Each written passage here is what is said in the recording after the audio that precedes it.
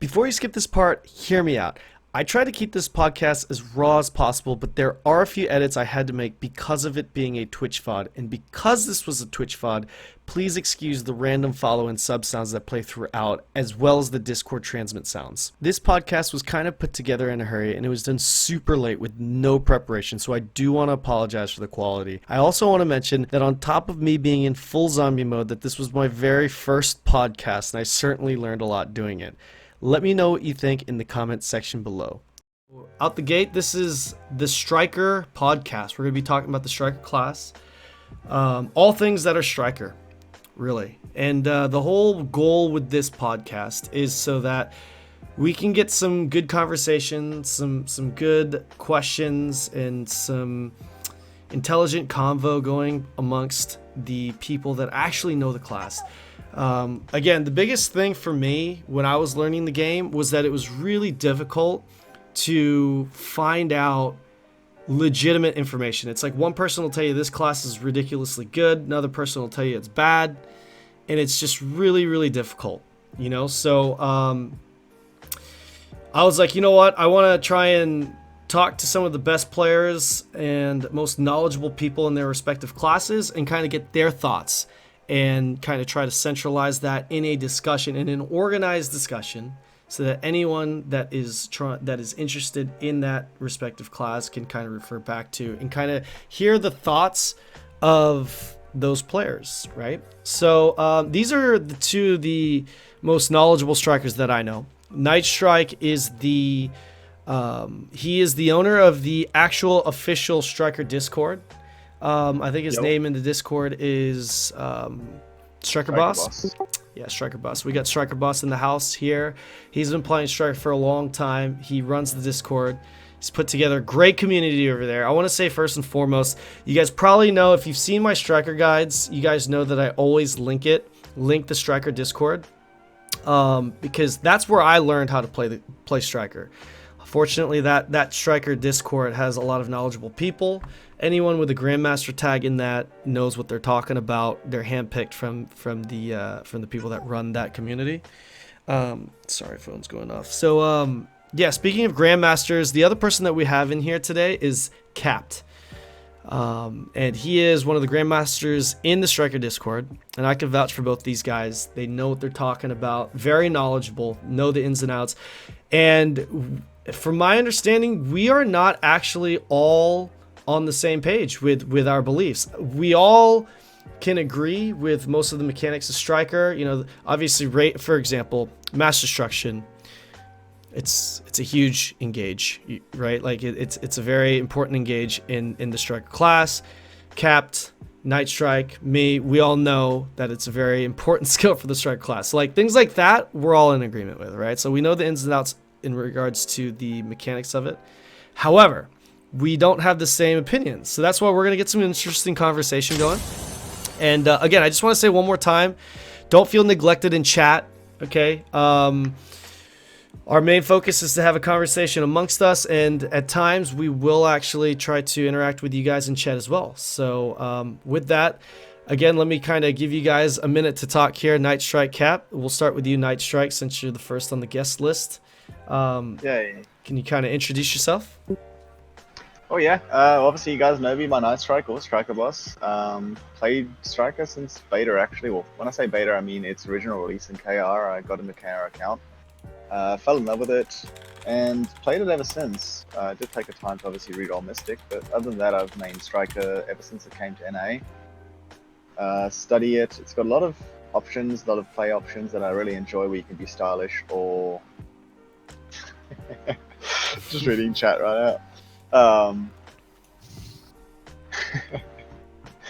Yeah, right. But no, for what it's worth, it's a really enjoyable class that you can definitely do a lot on. There's a lot of pros and cons, but you know, it's fun in the end of the day, and that's what I play the game for. So sweet, awesome. Actually, I'm gonna introduce Cap. I'm gonna let Cap introduce himself here in a sec. Let me just say one thing. We already have a question in chat. I'm actually going to be writing down some of the questions that I see in chat, and then we will get to them eventually. Not every question is obviously going to be answered. If we if the viewership gets crazy, which I don't expect it to, we should be able to answer a lot of the questions. But if the viewership kind of goes up, we get a lot of questions, we might not be able to answer everything. Best thing to do is to tag me in the chat and ask your question. You guys know that I'm a terrible multitasker. Okay, so feel free to ask your questions. Don't spam chat, but if you want to ask it a couple of times to make sure I got it, that's fine. Just try and tag me in the chat. So with that said, Capt, you want to introduce yourself? Sure. Hi, I'm Capt. I play Striker. Fantastic introduction, bro. Thank you. Awesome. So real quick, before we start having our discussions, let me just say that this will be going onto YouTube. This is actually primarily for YouTube, so there will be timestamps. And to kind of give you guys an idea of how we're going to be structuring this, you guys see the podcast overlay, and you see the Discord. Okay, you might have to actually make the Discord, the window, a little bit bigger if you don't see the fine text. But we're going to be kind of summarizing and going over certain points, and we're going to be kind of organizing that in this chat that you see here. So you can see the header right there, Striker class discussion. And the first topic that we're going to talk about is the general state of Striker. Okay, so pre-succession. We're talking pre-succession. So until we actually bring up the subject of succession, everything we talk about is going to be non-succession based. Okay, so let's start with the generalities. All right, let's start out with the generalities of Striker, like the current state. Like how do you feel? And we'll start with you, Cap, since we introduced Night Strike first. What do you feel like? How do you feel the current state of Striker is? And obviously, that's a very broad question, but you know, what's your input on that? I think that Striker represents a pretty good point, balance-wise. I mean, it's not overtuned. It's definitely not overtuned, but it's definitely not undertuned either. We have a lot of tools in our kit. We have answers to most things. And Striker gameplay is about kind of predicting, what your opponents might do, or I guess reacting to things. And I don't know. I feel like we have counterplay for most problems that we'll see, but we might not have as much counterplay. A lot of things that Striker will do, it's kind of like a risk-reward trade-off. Long range gap closing on Striker, you're going to expose yourself a few times. There's going to be some gaps in that movement, but you as a player get to pick what skills you use to close that distance, and you get to pick where you put those gaps, or maybe even use some small secret little mechanics to cover some gaps. 1v1, I think we do well. You can do well versus most classes, but there's certainly some matchups that are like impossible if the other person just doesn't give you an in. In group gameplay, Striker's in a kind of weird spot. It used to be, when the gear state of the server was lower, that a Striker could kind of be in the thick of things, because we have higher base stats than a lot of other classes.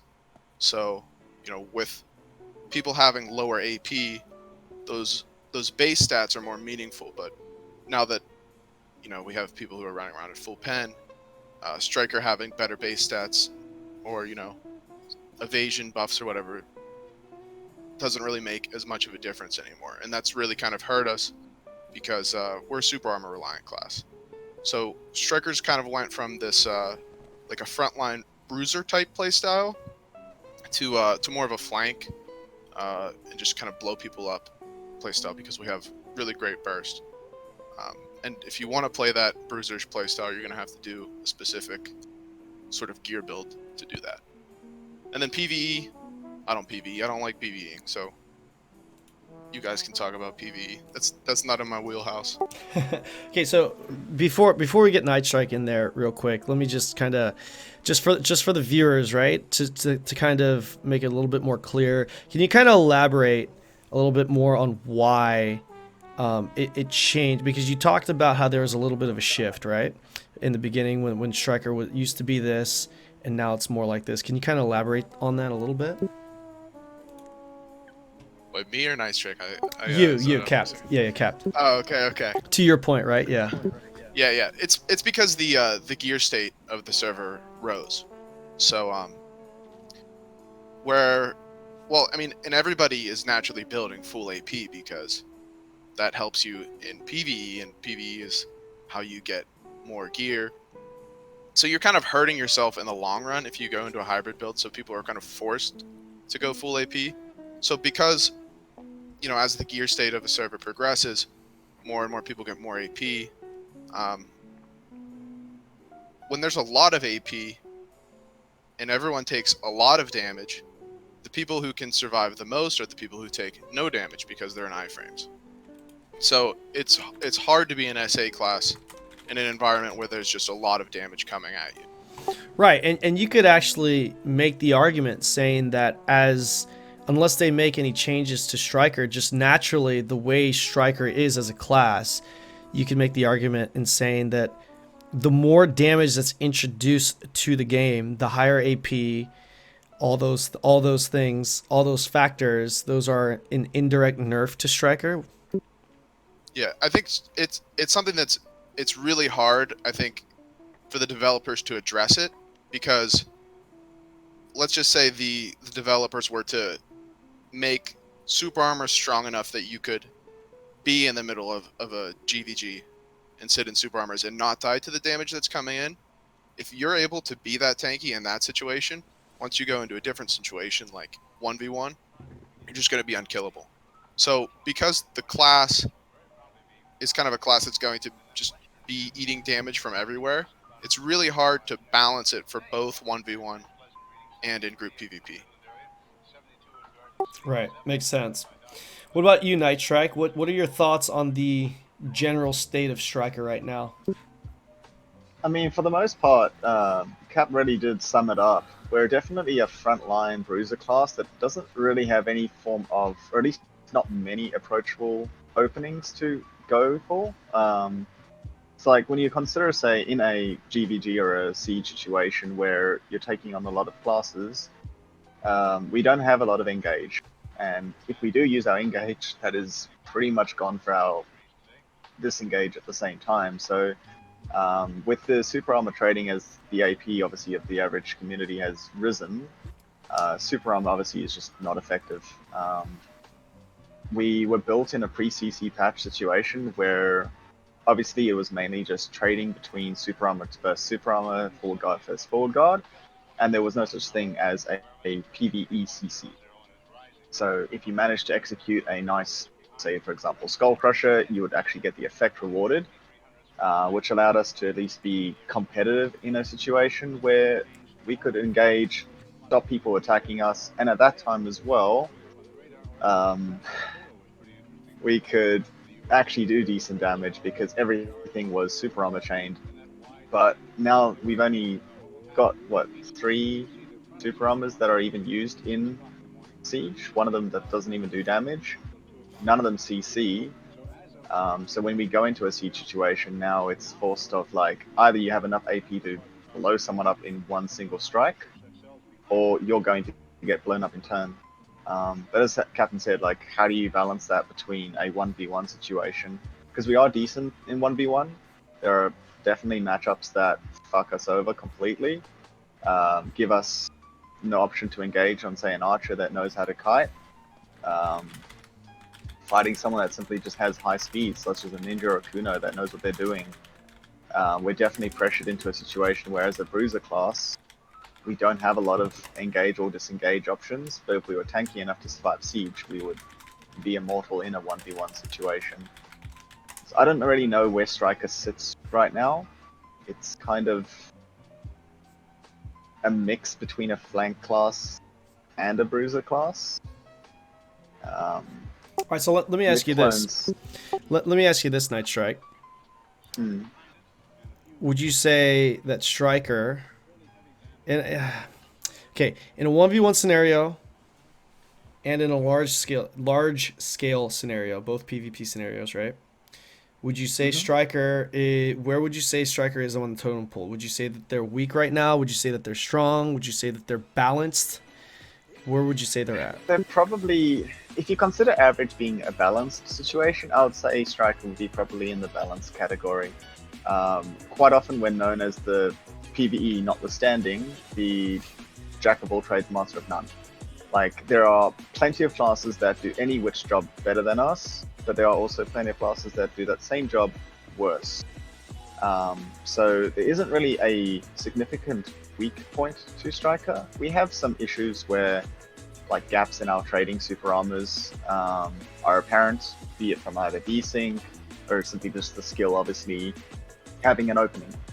But a lot of other classes suffer the same thing, so when you consider the fact that we are forced into a situation where we don't really compete against simply a different class. Yeah, like I say, there's not really a position where Striker sits as being, okay, I want that class in this position. Because even in, say, a flanking situation where you could have a Musa or a Meiwa, they have that infinite mobility where they can just dash in, do the damage, and dash out again. Striker can dash in, do his damage, and then he can't get out. Or he needs to go in unprotected to do the damage and then get out, which in both situations it's suicidal. So Striker doesn't really have that position where he sits as a role. He kind of just floats around and fills a spot in an average situation pretty much everywhere. Okay, so let's roll with that. Okay, so let's roll with that, and I'm gonna update the Discord here in a sec. Okay, and Cap, I'd like to direct this to you. You could take lead on this, and we'll go back to Night Strike. With that, right? Because Night Strike, you're starting to talk about some of the strengths and weaknesses of the class, right? Cap, what's your input on that? Let's talk about some of the strengths and weaknesses of Striker. I think Striker's very strong as a burst damage class. We have flows with big cooldowns. Of course, the famous Skull Crusher, Skull Hammer, but so we have to kind of choose when we do damage. But because we can't just pump out DPS, we just have to drop it all at once. That gives us a pretty high amount of burst. So I think Striker's strength would be maybe burst damage, and then weaknesses. I do a lot of 1v1 of dueling. That's kind of, I mean, I do a lot of group PvP too, but the only time that I ever feel like I just can't win in like a 1v1 situation is if I'm playing someone who's playing super passive on like Ranger, Musa, one of those classes that has both range CCs and more mobility than me. I mean, if a Musa wants to just chase away from me and cycle through his 3 stub arrow cooldowns, there's no situation where I can win that matchup unless somehow he runs out of space. Okay, interesting. What about you, Night Strike? What strengths and weaknesses for Striker? Strength, again, would probably be definitely our initial burst. And obviously, against magic classes, we still do have that reasonable tankiness that we can kind of survive in a small trading situation. I would say the weaknesses we probably have would be reliant on the fact that as a bruiser, we're a burst mobility class, where a lot of our, or actually all of our mobility is hard capped. There is no skill we can use off cooldown. So, say for example, we're fighting a warrior. Yeah, the warrior is chasing us either awakened or pre-awakened. No, let's go awakened. With his, awakening dash, and every 3 seconds it's on an iframe. The other 2, there's no iframe. He can still gap close us. So if we're at low health, where the warrior definitely has a lot more speed and a lot more agility to, out DPS us in that initial circumstance where we're running away, we're forced to kind of just like run and then stop. We have no, I can get out of this card.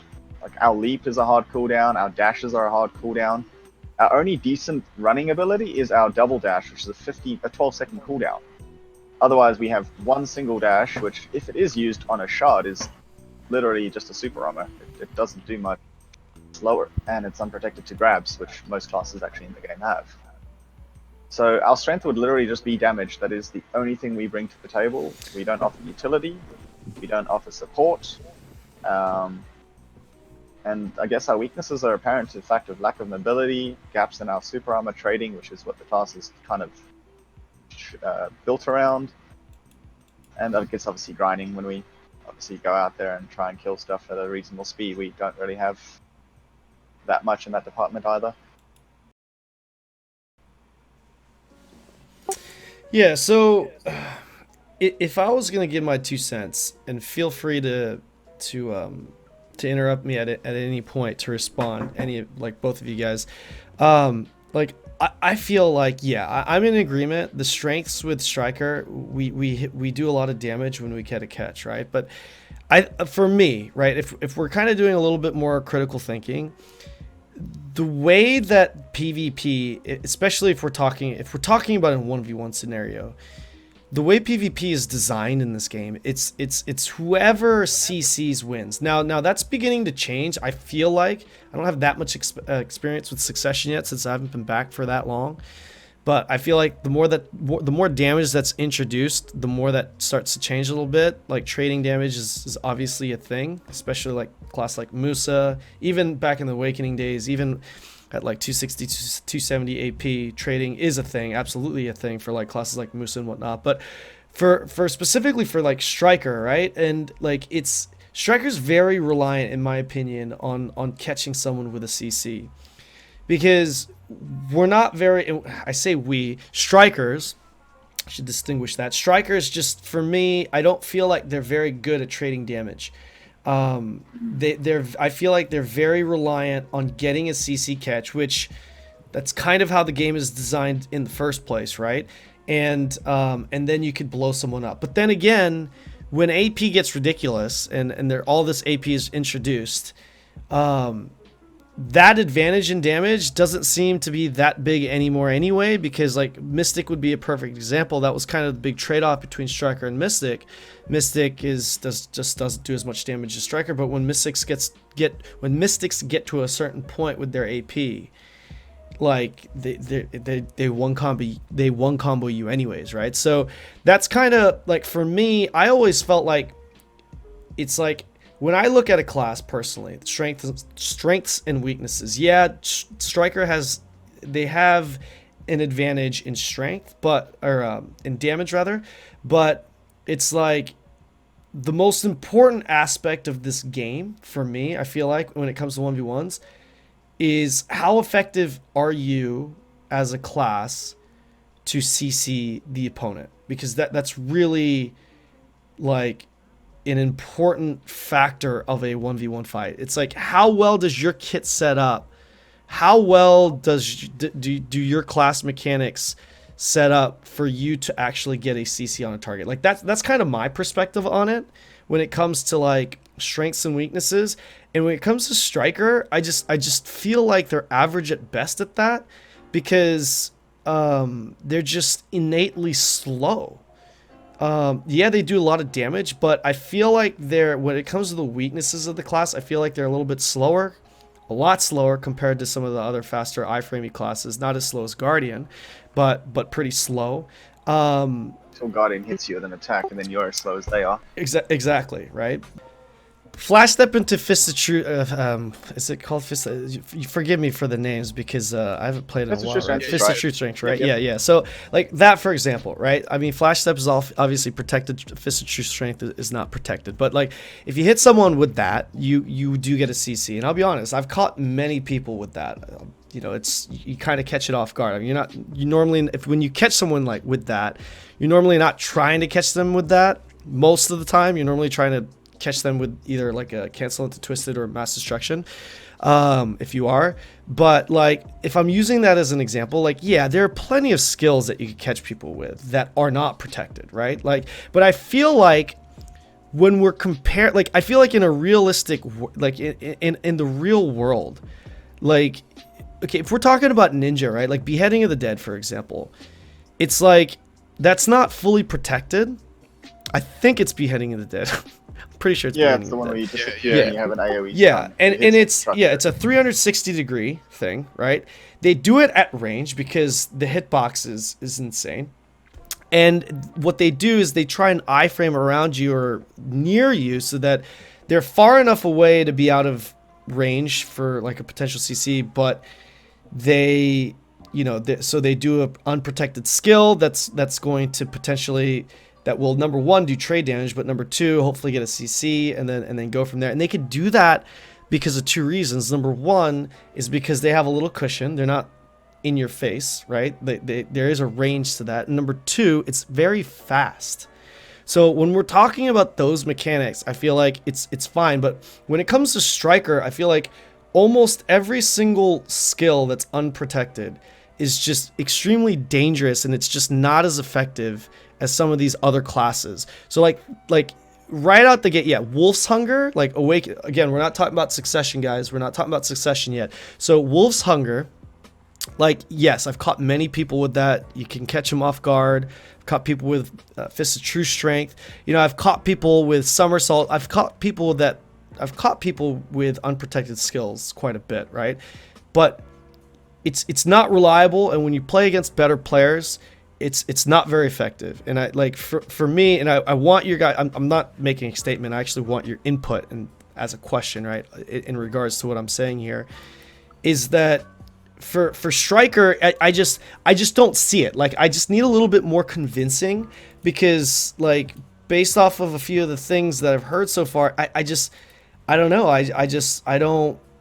If we're talking about like a vacuum using, like, I don't know. I just don't see those plays actually working at a high level consistently. They're not meant to be done consistently, though. Yeah. Striker's whole intention is to be unpredictable. You can't just, because we're a naturally slower class than, example, a ninja, which I'm pretty sure Cap's not going to disagree with me. Ninja is a better class. It's got a lot more utility and a lot more speed. Like, we can't disagree on that, surely, right? Well, more mobility and speed maybe, but I like my Striker. Fair enough. You like your Striker. Fair enough.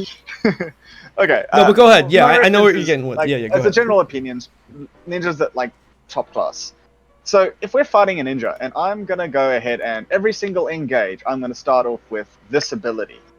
Ninja's gonna learn. Oh, hey, I've got this option, this option, this option, this option, and this option to counter the same ability. Yep. We can't do that same ability every time. We have to agree. adapt. The Well- entire structure of Striker is to have, while close-centered, the ability to do different things to kind of keep someone on their toes, even if that class should beat us So, in a percentage fashion. right, and you and I, we're 100% on the same page right now, right? The problem that I'm having, and I'm saying, and I'm stressing this, I'm not saying that Striker cannot.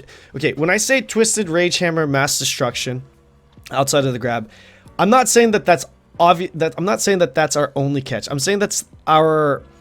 I mean, that's obviously our go-to. Those are our three big ones, right? If for example, if two of those three get nerfed, the class is dead, in my opinion. I mean, you could disagree with that if you want, but in my opinion, it's dead. Yeah, but when we're going over the list of possible things that you could do as a Striker to catch someone, because that's the name of the game when in a 1v1, right? Is to catch someone, especially on Striker. The list is very short. And if we go over that list with other classes, the list is extremely long. Like, just the amount of utility that you have with a simple ghost step, or whatever the iframe is for Sork. I don't know what that one's called, but even though, just like the amount of juking capabilities and versatility that comes with just that one skill is crazy. So I mean, we're not talking about Ninja today, but if we were going to talk about Succession Ninja, it's absolutely insane how many cancels and all these things that they have. You say there's numbers. Okay, let's take out Ninja and let's take out Sork. Let's say Warrior, another very, very good 1v1 class. How many engages do you think a Warrior actually has that's considered meta? I'm sorry. How many? Sorry, I was reading chat. How many engages would you say is meta for many a Warrior to engage in? for a Warrior to engage example, in? right? Solar Flare into grab. Like, that is I'll call it a meta, like a station. Everyone kind of knows Solar. Right. Grab.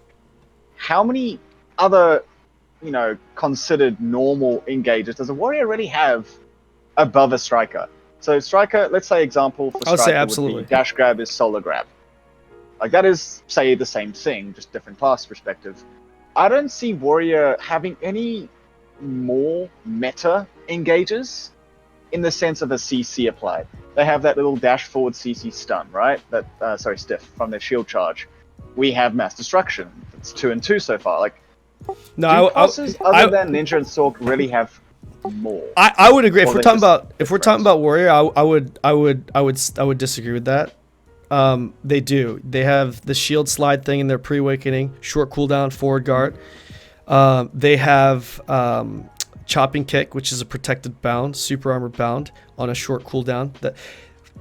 They have obviously the solar flare. I think forward right mouse button, it was like a hilt bash. I don't know if that's protected anymore. I can't remember if that's. I know that they extended the range on that. That might be one. If it's not protected, take that off the list. I can't remember. It's been a while. And last but not least, no. They have what's it called? Slashing of the Dead, which gives you forward range. I mean, but then again, it doesn't engage. Right. Well, actually, warrior. Well, I don't know now, but like back in the day, because it was pretty limited. I know a lot of warriors that did actually kind of engage with it at a short range. Regardless, if we take that out of the picture, if we just look at the mechanics of it, okay, I would like just based off of the skills that I've already mentioned. I feel like, and we can get into this in detail, are already more, and not to mention. Warriors can literally stay protected and walk you down. We cannot do that as strikers. I keep saying we, sorry, I need to be neutral in this. Strikers do not have that ability. Like Valks and warriors could literally stay protected walking forward with their block up. So it's just different. They also suffer from a impact grab stun. So no, not grab, sorry, impact block stun. So effectively, if you hit a warrior and it's awakening block, it can't move. It literally is stuck in that animation. That applies to a Valk as well. So yeah, they can remain protected, but they do so at the risk of pretty much not being able to move unless there's an opening. I mean, yes, that is absolutely a weakness in their class. But I mean, if we're talking about engages, I'm just addressing that they absolutely do have engages, and on top of those engages that I've mentioned, they have speed and animation canceling that strikers don't have. /cube animation cancel, which isn't protected. That alone, you could kind of see it not as an engage, but as a mobility skill to get around and maneuver. If we're going to include maneuver, because I feel like if we're talking about engages, we also have to talk about maneuvering, right? Ghost Step is an engage, it's also a maneuver, right?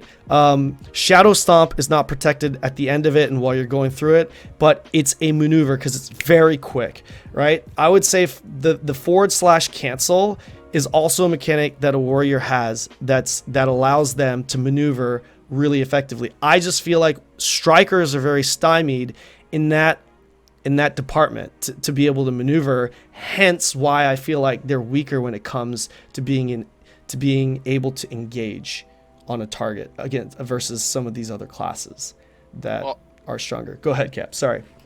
I think you're falling into a bit of a fallacy with the whole number of engages thing. I mean, let's say Striker only has 4 usable engages, which I disagree with, but for example, let's say that's true. Yeah. If we're going to talk about Ninja and the amount of iframe uptime they have, it's not because they have so many iframes. It's because they have mainly Ghost Step and it's on such a low cooldown. Right. Striker can have 4 really good engages as long as those engages have a low enough cooldown. It's not really as important how many you have. What's more so important is the amount of uptime they have. And right. And I would agree with that. Yeah. I think it's not. I mean, it's not as important to actually use the skills as it is to threaten using skills sometimes. So I might not be able to chase a ninja down and spam skills on him and CC him that way. But if I can, let's say I Wolf's Hunger, C-Swap cancel, interrupt the C-Swap with LMB to get to a grab, and I'm threatening grab. Whether I press E or not, ideally wouldn't press it because he's going to iframe away anyways. So I make him burn Ghost Step. I've got a second of free time. Maybe from there I'll Flash Step, try to uppercut him, and he has to burn the little zigzag iframe to get away from me there. At that point, he's on the back foot, and I mean, I'm advancing fast, and I've only used one protected CC to make him burn 2 iframes. It's not really, I don't think, I mean, it's all mental games. It's all like 50-50s predictions. Most players, when they're maneuvering around, whether it's, you know, keep going back to Sork or Ninja, but they're using their movement abilities in some sort of a pattern that they've memorized. They're thinking about you and what you're doing and how to engage on you, so they're not really actively thinking about their movement. I mean, they're thinking about it, but, you know, not deeply. So it's pretty easy to pick up on patterns. Like, I'll notice a ninja always likes to murderous intent behind me.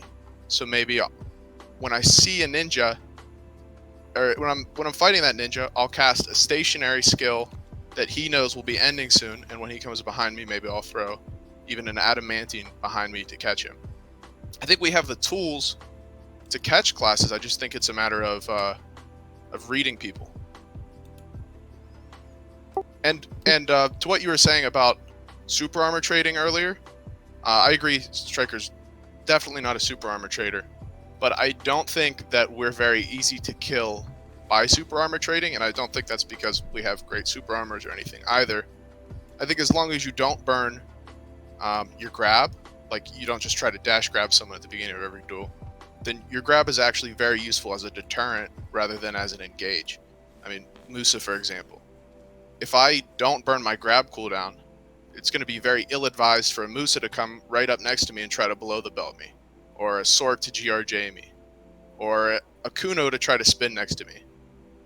If I have grab up and a Kuno comes to spin, I might just hold W, walk at them, and press E because they can't cancel out of that easily.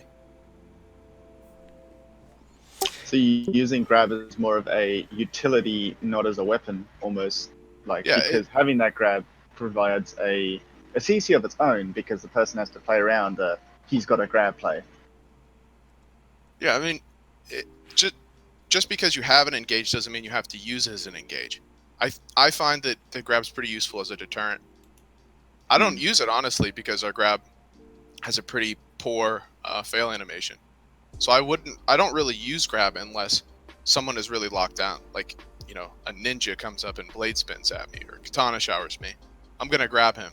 But if a ninja is dash range away from me, I think it's just about the dumbest thing I could do to try to dash grab him.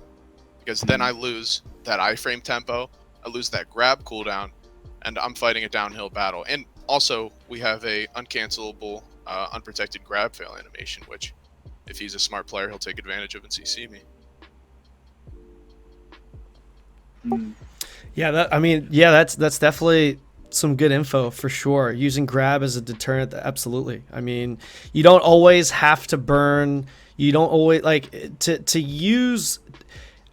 All right, when you fight a striker, everybody knows that if you get grabbed, it's over. So the number one priority for any class fighting against a striker, here's something that we could all agree on, is that you don't want to get grabbed when you fight a striker, right? That's number one. You don't want to get grabbed. So it's a really interesting mechanic. I think that's fantastic information to utilize having a grab as a deterrent. Really, I think that's really cool. Night Strike, do you have any other thoughts on or comments on what Cap's saying? Like, I definitely have like a different playstyle to Captain. Like he plays a bit of a mental game with a lot of his opponents.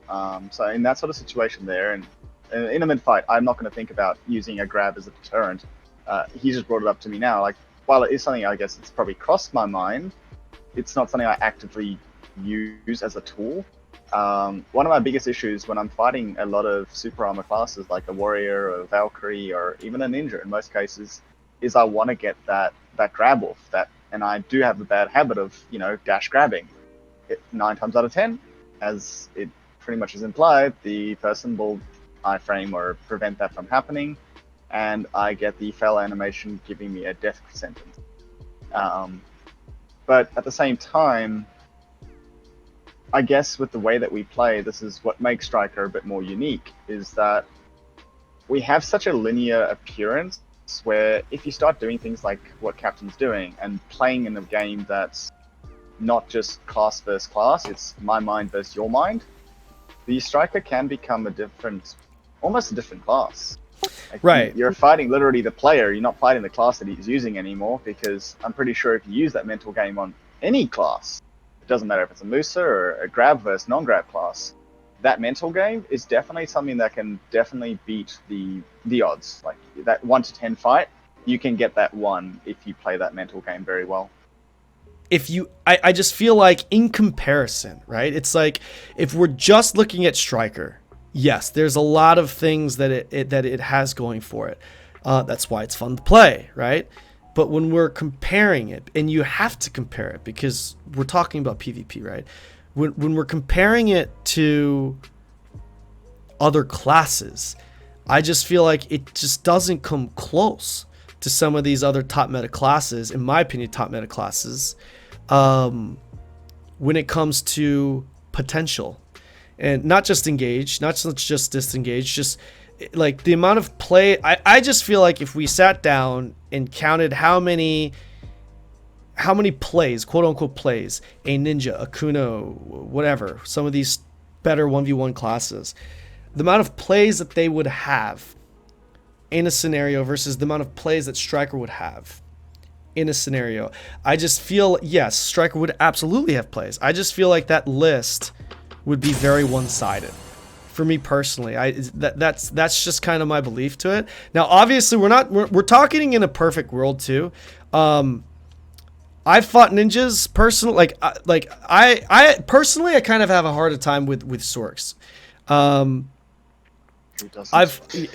But there are people that I've, of course, there are people that I've fought that I just won't lose to that play Sork. So obviously there is a skill cap. There is a skill gap. We're not talking about the skill gap. So we're like everything, just so you guys know, the viewers too, is that we are assuming that players are good in our theoretical matchups. Like when Capt, Night Strike are talking about a theoretical situation, we are assuming that the player is considered a good player, knows his class, and would make the correct play to the extent that we're playing against a perfect player, maybe even a perfect player, like a computer that would make the right plays. Because you like if we're talking about min-maxing, you kind of have to do that. So with that, before we move on to the next subject here, I want to actually, let's go through a rundown.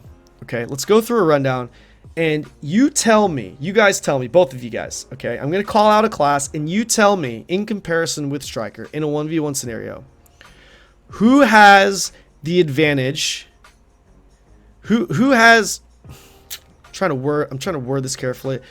Who has the more statistical chance to win? No, not the more statistical chance to win. Who has the more statistical advantage? The more statistical advantage to get the first Isn't that CC. the same thing as winning?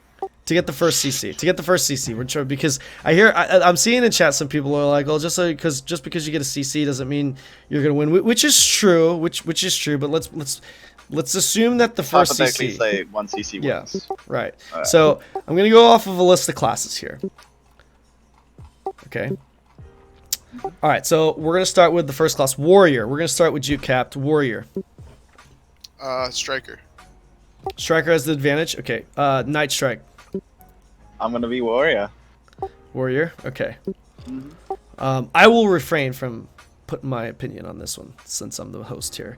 All right. So, all right. What about? Hold on. Actually, we should write this. How should we write this down? Should we write this down? Yeah. Actually, write this down if you guys wouldn't mind, because you guys have access to the podcast channel, right?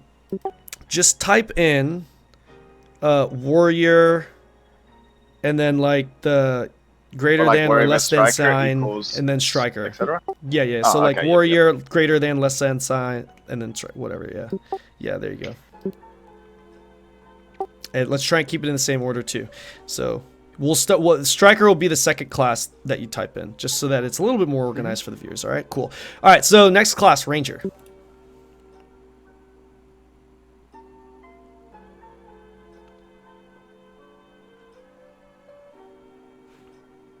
Yeah. Oh, sorry. We'll start with you, Night Strike, since Cap went first. Sorry. But you cut out. Ranger. I couldn't hear you. Oh, Yeah, did I? I don't even know. Oh Yeah, shit! well, what's the Maybe I class? didn't. Maybe I didn't hold down my translate button. Sorry. Ranger. Go with Unite Strike. What AP are we talking? Fantastic question. Because right now, if you're fighting a ranger that has stupidly enough AP to break your block in a hit, I'm gonna say ranger. What would you at say the is same time, competitive if in you NA right can- now? 280? 280? What's competitive in there NA right isn't- now? There's not enough rangers to average that. in No, my opinion. Like generally speaking, with all classes, with every just the whole Oh. game. What would you say is competitive right now? Not can be competitive, but is competitive. Okay, if we're talking, let's say hypothetically siege. Let's say Top Gun APDP. I would say Striker then has the advantage over a ranger, given that he can gap close in a short amount of time. No, and sorry. We're talking about rangers- 1v1, not siege. Yep. No, I'm just saying in a siege level gear situation where Striker Okay. should theoretically have enough DP to So tank. let's just. I don't mean to cut you off. I apologize. Let me just make that clear for the viewers. When he's saying siege level gear, you mean 280, 350. okay? So 280 AP. We're talking 280 AP with 350 DP. 350 DP. Yeah, Alright. the final bracket. In that situation there, Striker has the ability to tank 2 full shots from a ranger without, kind of weaving in block cancels. And that generally gives us enough time to either take the initial hit or dash, then take the initial hit. Because remember, the CC of a ranger generally only comes in about 2 shots. There is a third one, but it takes charge time, so they don't normally use that unless that's like their initial, firing. So all you really need to be able to do is tank 2 shots and then super armor trade that third potential CC, and then you're already in their face, generally speaking.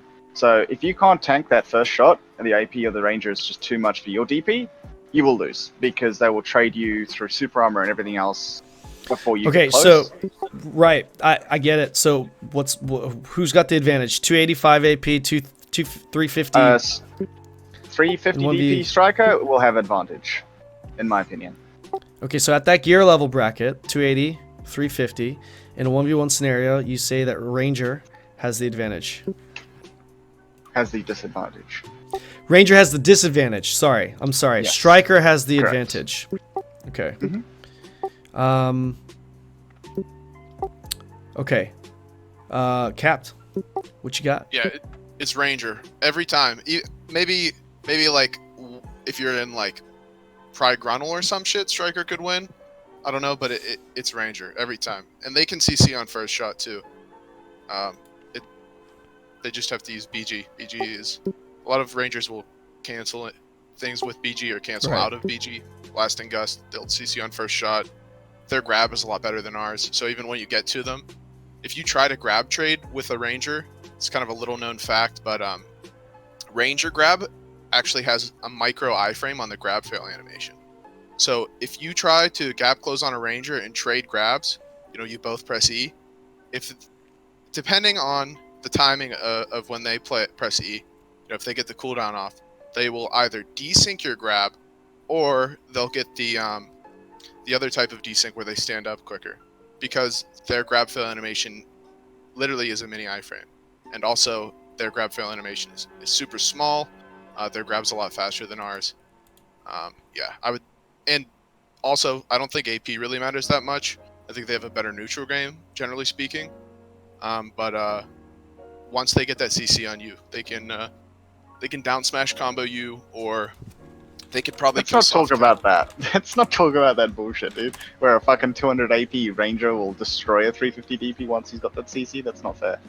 Well, Okay, yeah, it's so- not fair, but it's how it works. So I would take Ranger. All right, so Cap Scout Ranger, guys, just so you know, we are gonna actually talk about class matchups. So for this section, we are kind of talking more about like who's got the advantage with the engage with that first CC. We are gonna talk a little bit more about class matchups later, okay? More specifically.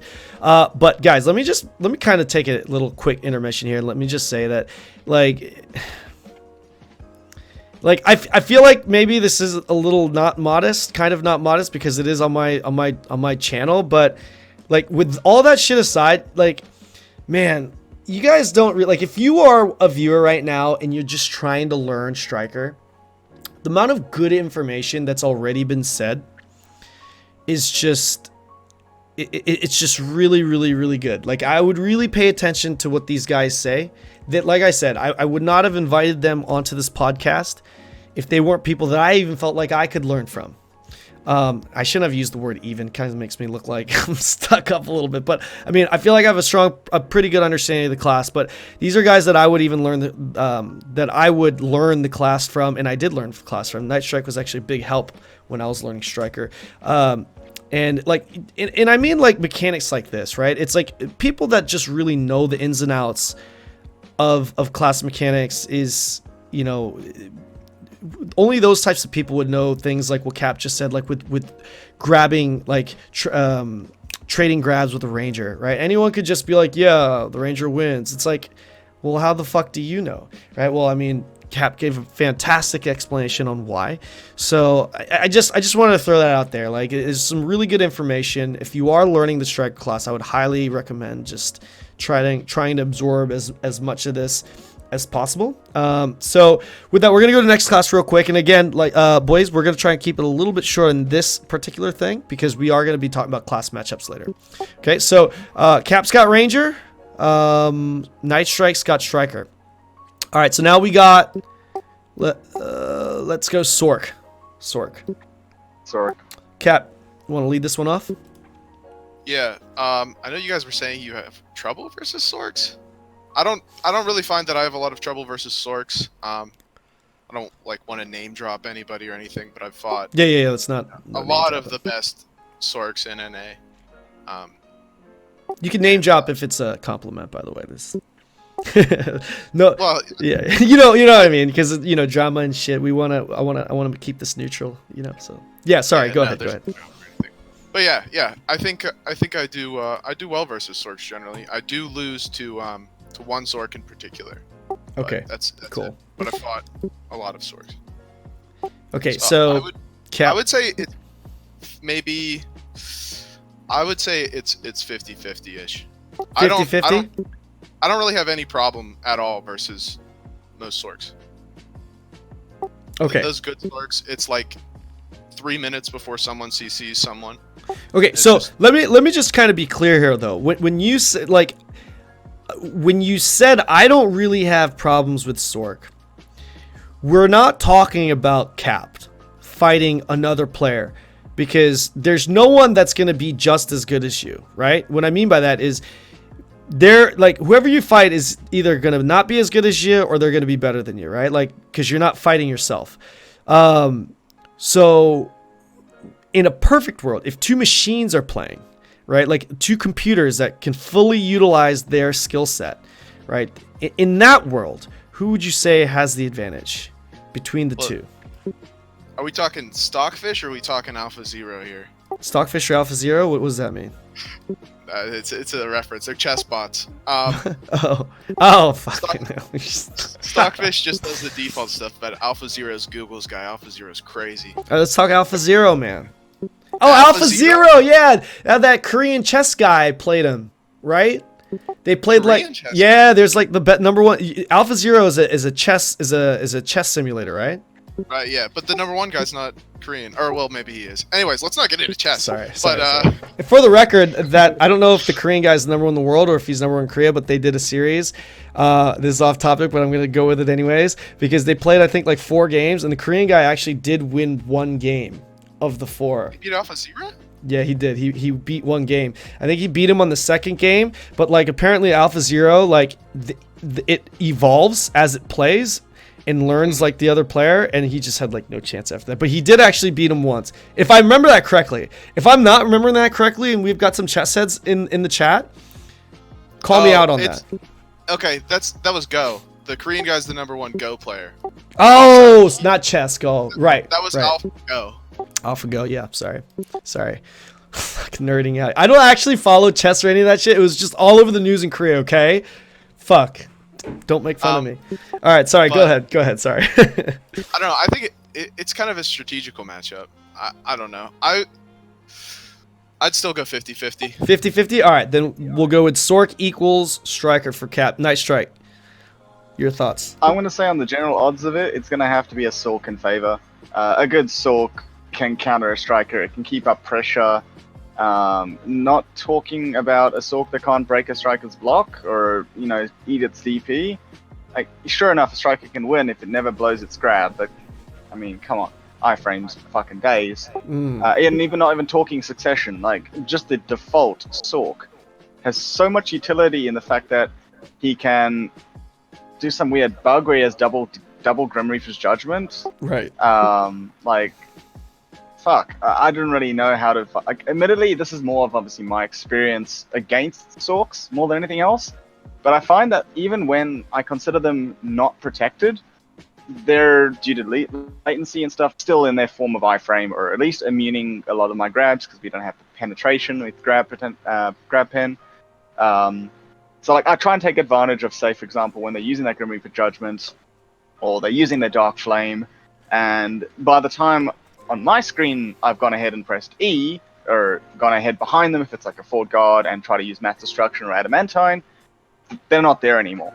So for me, that coding with how the netcode works on iframes and how often the Sork has that iframe that's got no cooldown, it's just stamina tied, I find as a striker that has a lot of, this moment into that moment, there's not really much of a blur between the two. The striker literally has not that many options to CC a Sork, while the Sork can just, fire away with iframes that CC in a super armor right off the iframe. So I'm going to definitely have to say Sork has the advantage in a Sork versus Striker matchup. All right, so we got Night Strike coming in with Sork over Striker. Cap, this is kind of a sidetrack note again, but I do want to mention this because I want to mention it to the viewers too that are watching. I don't know what ping Cap plays with, but Night Strike actually plays with very high ping. So let me just kind of ask that while we're on the subject, now that I've brought it up. But Cap, what would you say, like, when ping is also a factor, if you're playing Striker and you play it very well, not you, just someone, right? Like in general, and that person has to deal with ping. Let's say 100 ping, 150 ping, 200 ping. Against a Sork that's also very good, that doesn't have to deal with ping issues. Let's say that person's playing with anywhere from 10 to 50 ping. Then is there any, like, who's got the advantage then? I mean, obviously, if you're thinking Sork and Striker, it's pretty even then if you add ping into the factor. But like, if you would say that Sork has the advantage, if like, how significant is there even a fighting chance? Do you have to get lucky, or does it not matter?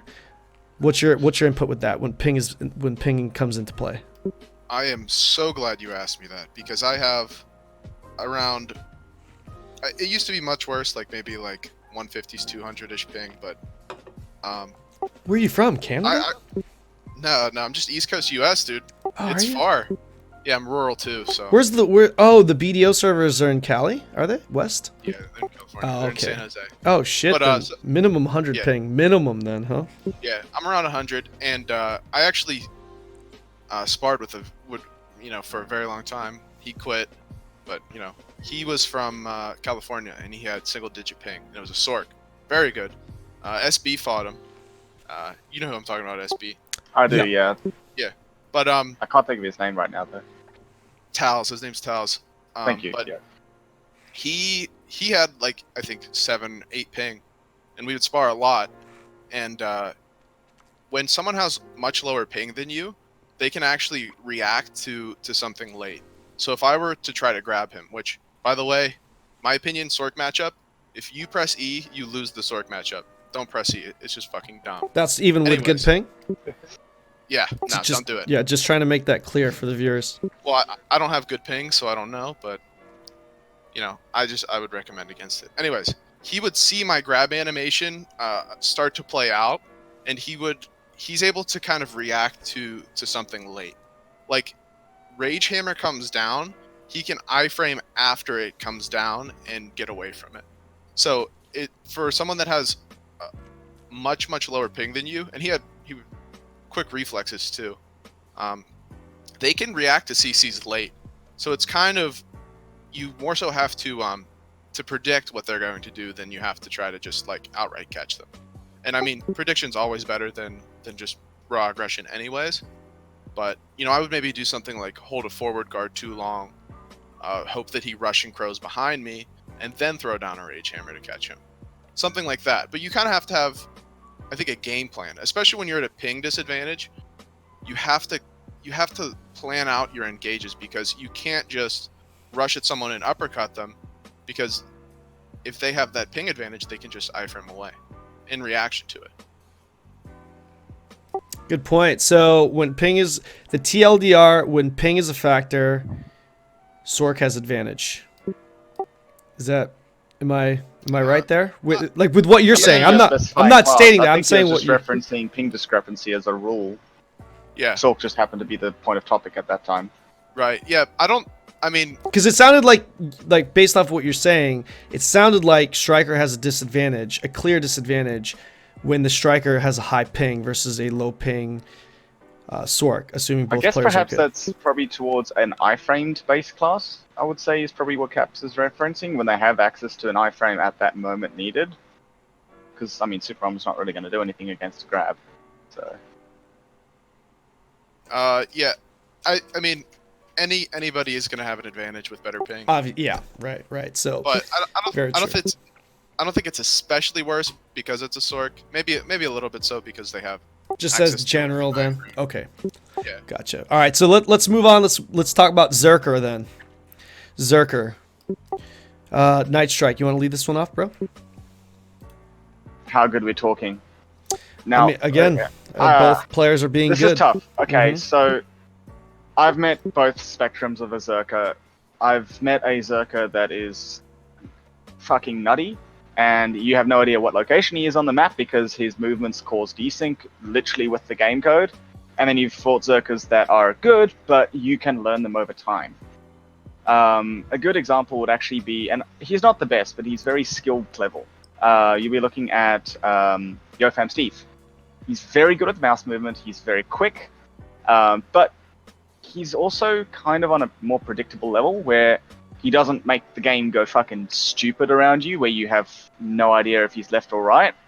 And in that sort of situation there, a Striker can adapt and definitely have the advantage. Zerker only has so many engages, so Striker actually has, in this situation, in my opinion, more options than a Zerker does for a 1v1 matchup.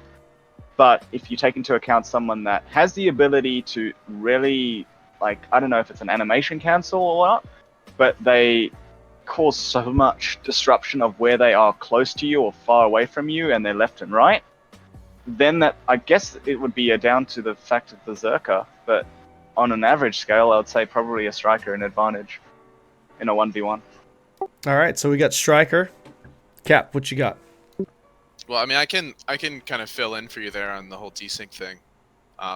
It's what a Striker will do whenever we go to cast Crouching Wolf, and then right before we jump, we 180 our cam, and you'll see if I do it. If I'm fighting someone and I do it, you go one direction but actually land the other. Yeah, right. I get it. So when the server thinks that you're going to dash somewhere, and you change the direction of that dash, the server will still send that information to the person that's looking at you, and they'll think you're going one way, but you actually go the other way, and then you kind of just blink to where you actually are for that person. It's an advantage in the sense that it causes a lot of disruption and misdirection. So I think sorry. Let me just interrupt you there before you kind of answer the question. Let me just, for the viewers, can you be a little bit more specific with what certain skills? So you said Crouching Wolf, and then so can you be a little bit more specific and walk us through that exact mechanic? With names of skills. Yeah, it's gonna be hard. It's hard to get really deep into it because it's a really deep topic. I'll just stick with Crouching Wolf because that's what I know the best. Because the way that the game works is there's a lot of client side information, and then your client sends the information to the server. Once your client tells the server, I'm moving this way, then, to compensate for, I don't know, maybe to compensate for ping or something. I'm not sure why it works this way. But the game will then tell your opponent's client that that's where you're moving to, and it'll kind of, I guess you could say, maybe even pre-input that information. But if you change the direction of that skill last minute, that information about where you were originally going will still go to your opponent's client. However, once you go to that new location and then your client sends that information to the server, then server sends that information to your opponent's client, and then your opponent sees you. Like, let's say I'm doing it with crouching. The opponent will see me go backwards, and then all of a sudden I'll be right in front of them. Okay. Zerker has a lot of those little dash skills, which do that, and there's some other things too. Like, for example, their giant leap. If they cast it backwards, they can click to move behind themselves, and then giant move towards you, and that will cause it on the server as well.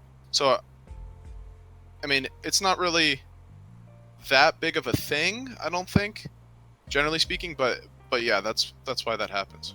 Gotcha. So if we're going to put it into a very basic scenario, let's say you use Crouching Wolf and you kind of do that little back step from Crouching Wolf when you hit S after Crouching Wolf and then immediately dash forward to someone. The server could register that depending on the timing of it. And then on your opponent's screen, it'll look like you're actually going backwards, but all of a sudden you're like right in front of his face. Is that kind of fair with what you're saying? Consider it to be just normal desync. Just like imagine a teleport. Okay, so Zerker, I didn't actually catch it. So what would you say? Who go continue? Because that's right. I cut you off there while you were talking about the matchup there. Go ahead. I honestly don't feel like I know enough about the Zerker matchup right now to give that. Really, I mean. Okay, that's fair. That's an answer. Yeah. Yeah, I don't know. I wouldn't feel confident answering it. That's fair. All right, so let's go to the next one. I guess just put Zerker / Striker then, if you can, Cap. All right, so Valk. Let's go Valk. Let's talk Valk. You want to lead this one off, Cap? Yep, I'm gonna take Striker. All right. Right to the point. All right. I mean, I'll save the rest if we're gonna talk about matchups. I can save some stuff. Okay. Yeah, sounds good. What about you, Night Strike? Sitting with him on that one, Striker. All right. Not much with Valk. We'll touch base on that on the class matchup. Sorry. All right. Wizard and Witch. And I'm just gonna group these up together. Can we just simply go Striker? We won't group them. Fine. Well, okay. Wizard. Let's go Wizard. Okay. Striker. Striker. All right, Witch. I don't think it's See, I don't think Witch Striker's a landslide, but I think I probably know one of the best witches in the game. He's very good. Good friend of mine, but he does really well. And I would say it's maybe 60-40 Striker, but I see him beat Strikers all the time. Right. All right. I mean, if you're taking out the specific person, you'd still say Striker wins on the average basis against the average witch, right? If you think it's close, just write close at the end of Striker, like in parentheses. I just feel like it's worth separating because I feel like the Witch matchup is a lot closer. Than most people think it is. Gotcha. Yeah, especially if you're dealing with a really good Witch who uses a lot of debuffs. Yo, hold on. Yeah, I actually just read that in chat. You said Valk has the advantage over Striker? Night Strike? Me? No. Okay, then you I'm might definitely want saying Striker's over Valk. 100%. Yeah. So you might want to edit your post because you wrote in. My bad. Yep. Yeah. Thank you. All right. Flying through this now. Perfect. All right, Tamer. This is a good one. Tamer. Night Strike. Lead us off, baby. Tamer. Yeah, I'll go Good Tamer. Yeah. All right, Tamer it is. Tamer it is. Maywa. I'll go Striker. Striker over Maywa. Depends. If the Maywa zones you out, you don't get to play, so you just lose.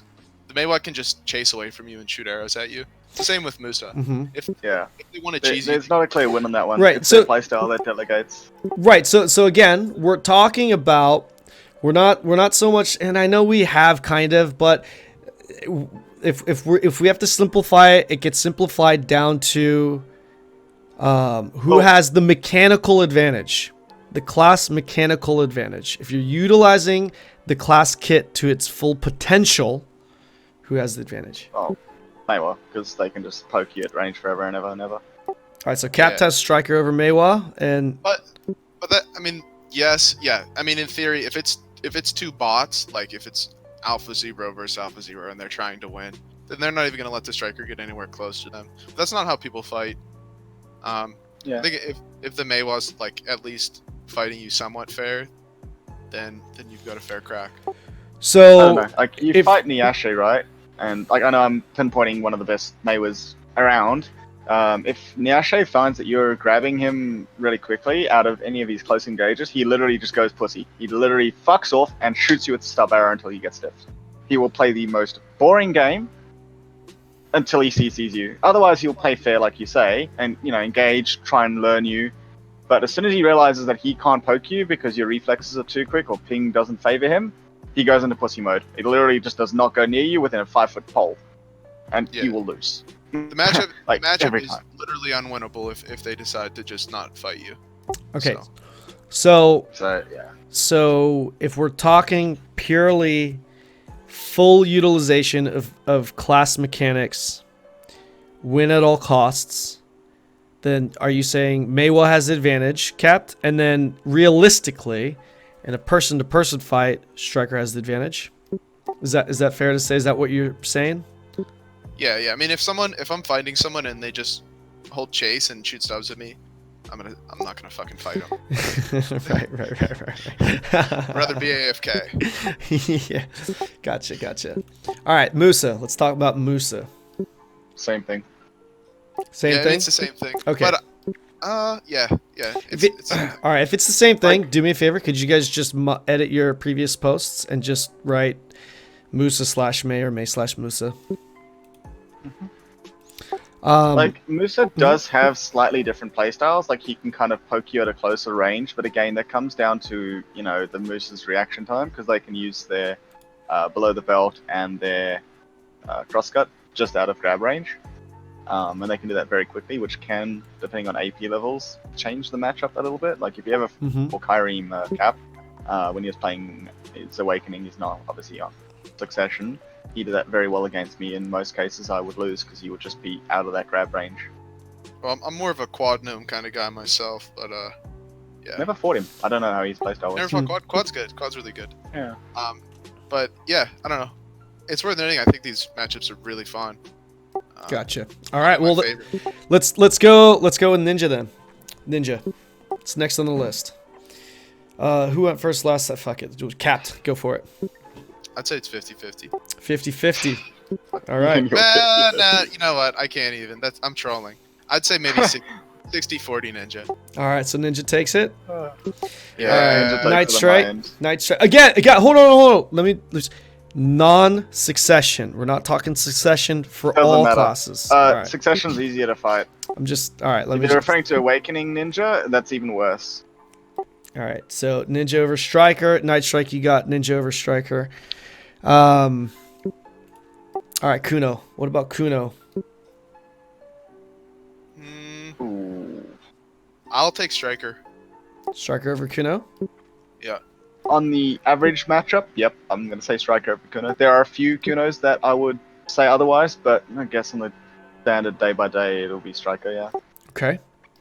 Fair enough. Let's move on to Dark Knight. Night Strike. Go for it. Is that really a question? I'm just going to write down my answer right now. Dark Knight loses to Striker. All right. Rude. Capt. DK. Well, DK's Striker pretty good literally in just... situations. But yeah, Striker over DK. I mean, like, you're fighting with 250 DP, dude. All right. The next class on this list is Striker. I was literally about to say Striker. A little. Mystic. I'll take Mystic. Yeah, Mystic. Lon. Lon. Yeah, I'll take Lon too. Okay, this next one, let's have a little bit of conversation. Actually, no, we'll save it for the class matchups. This next one we'll definitely save for the class matchups because this was actually the first question we have in chat. Archer.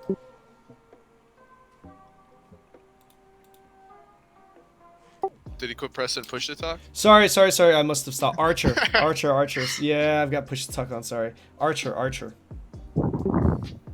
A good archer will kind of move a striker for days, in my opinion.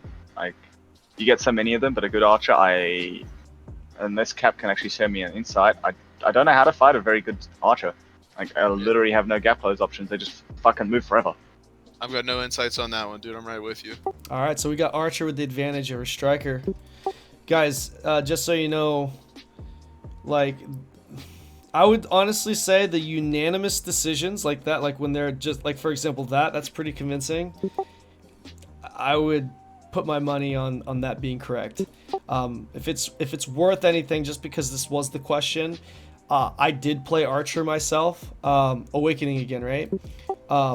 I just don't see if a top tier archer is playing a top tier striker. I just do not see the striker ever winning unless the archer fucks up.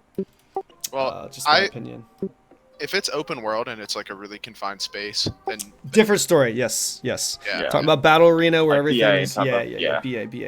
Good. Like, good I often point. fight an archer who will literally use the entire arena as his battleground. I'm like, fuck, dude, I only have one dash every 5 fucking seconds, and you've got this spamming backstab. It's definitely it's a fucking render distance.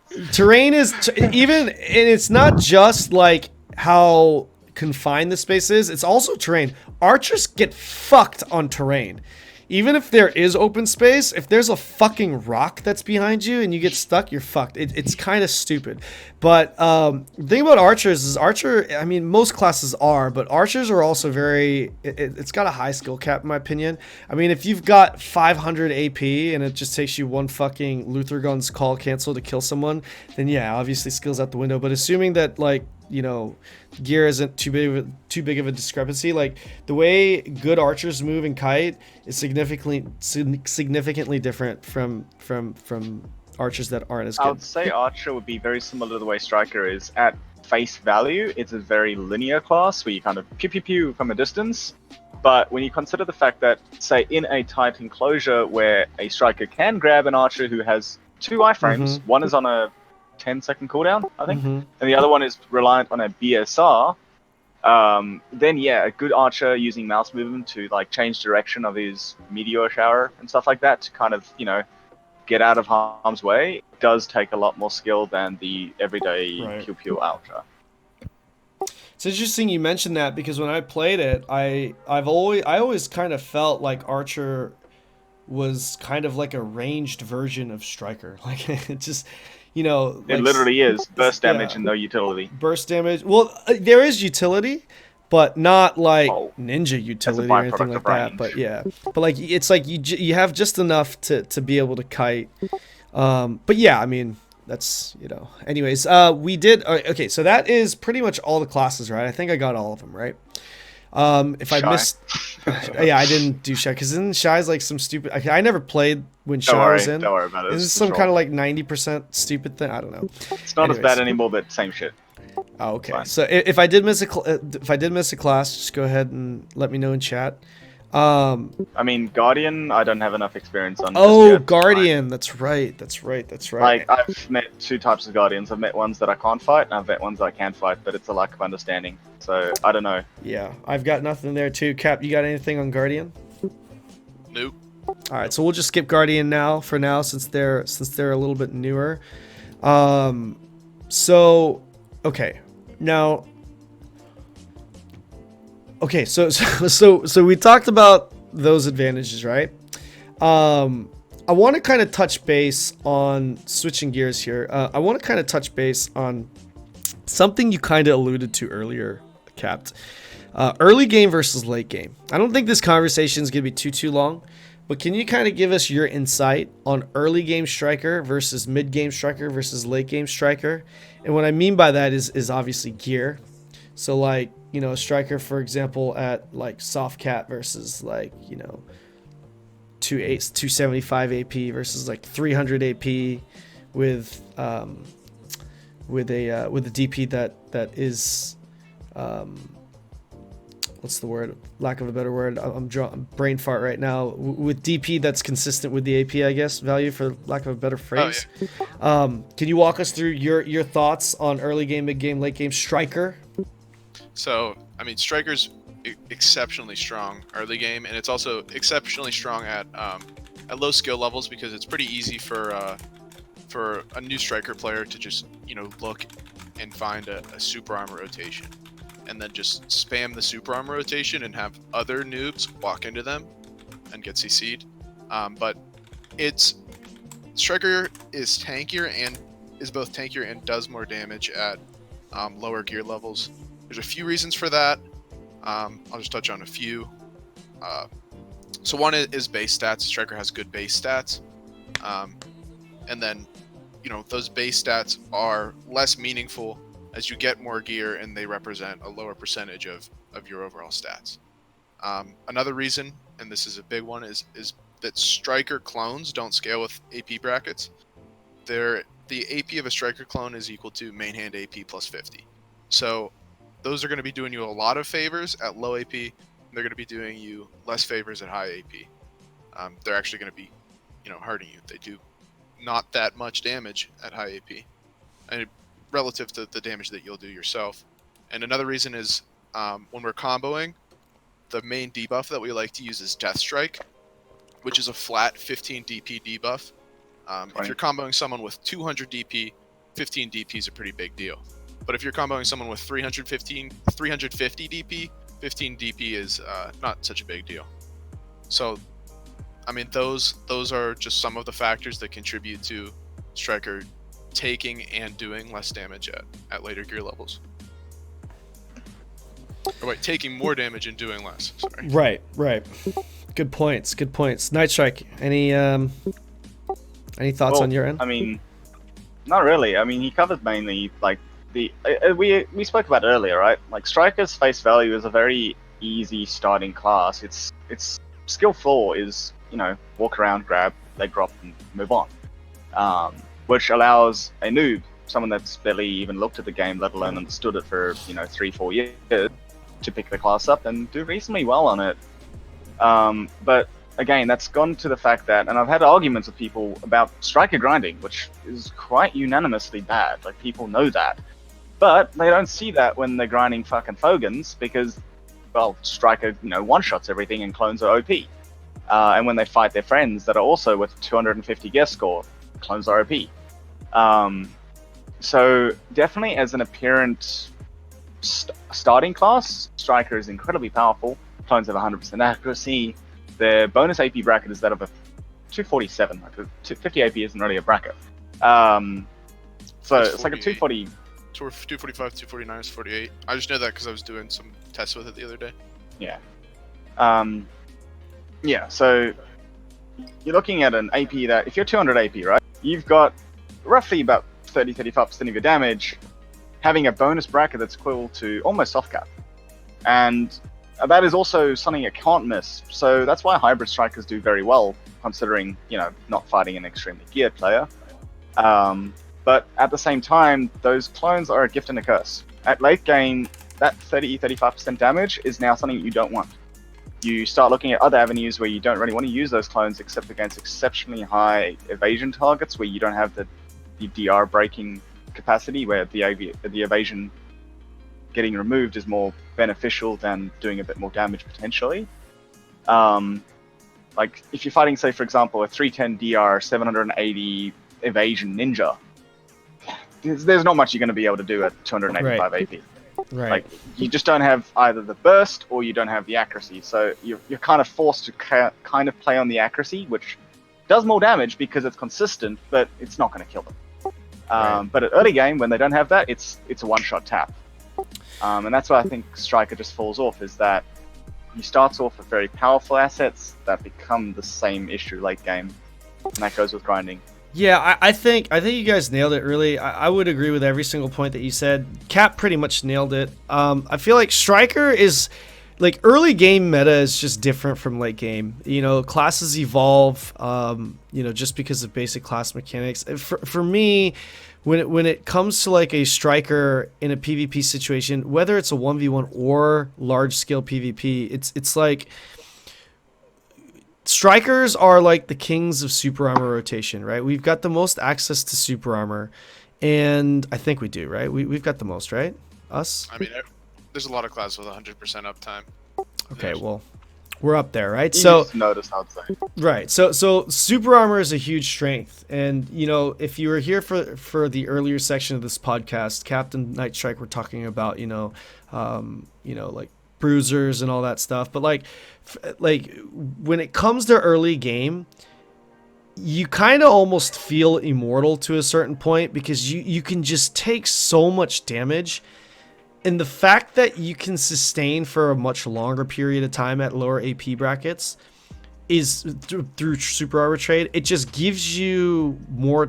It allows you to play even more passive. You know, you don't have to force a play. Like when you sit there and you're fighting, let's say a Sork, and you know let's say you do a mass destruction skill, and during that skill animation, the dude chips off fucking 80% of your HP in like one hit. It's like it kind of changes the way you're gonna play that fight because you know you can't sit in super armor all day. Versus at lower AP brackets, you can really sit in your super armor rotation for quite a bit.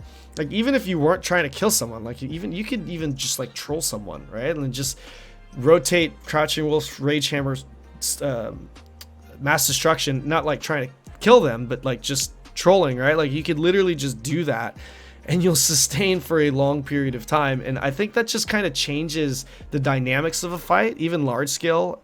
Large scale, obviously, but even in 1v1, which kind of takes me to my next point. The misconceptions of Striker. And if I were going to make my own personal point to open this subject, to open this topic, is that I feel like there is some misconceptions about the Striker class with some less experienced players.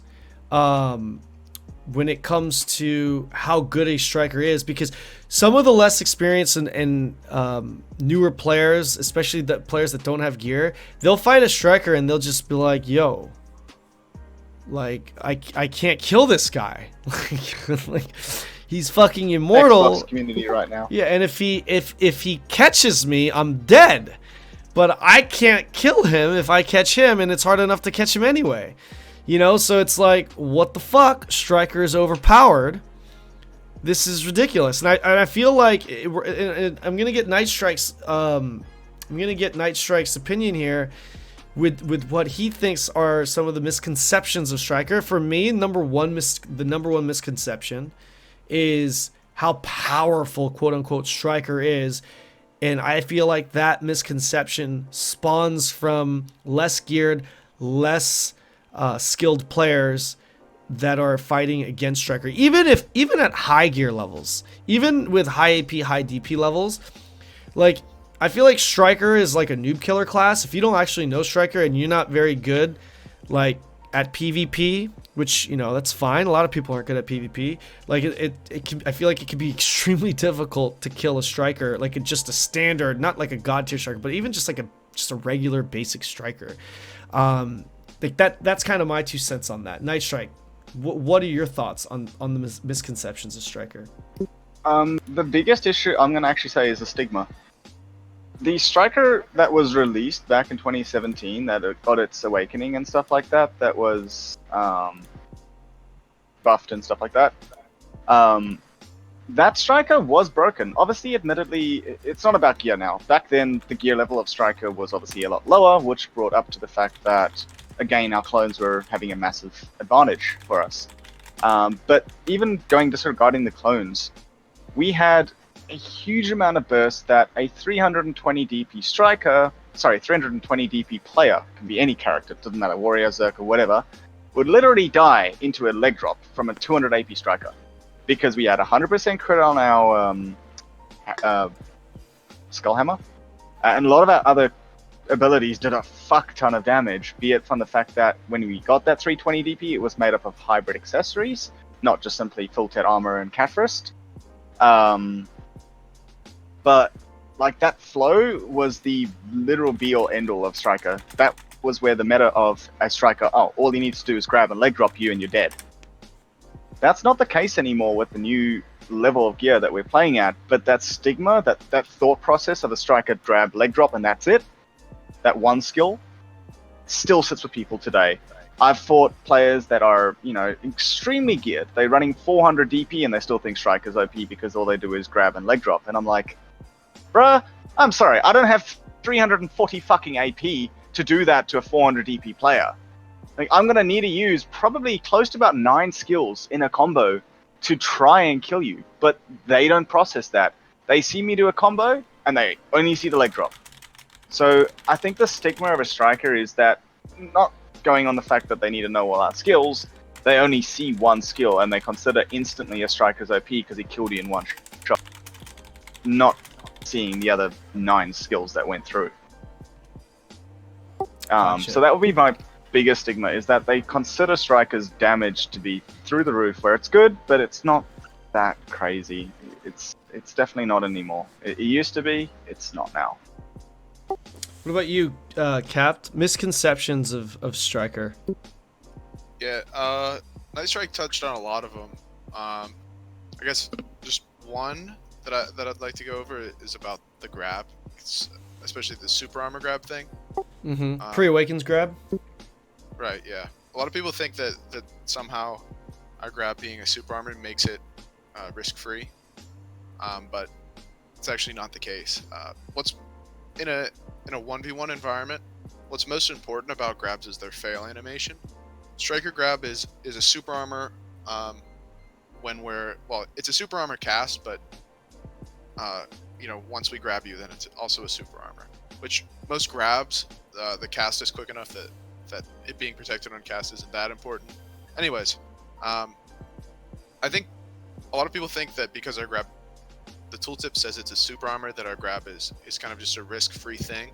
And Striker actually has one of the slowest grabs in terms of cast time, and we also have a very bad grab fail or grab resist animation that's pretty easy to exploit.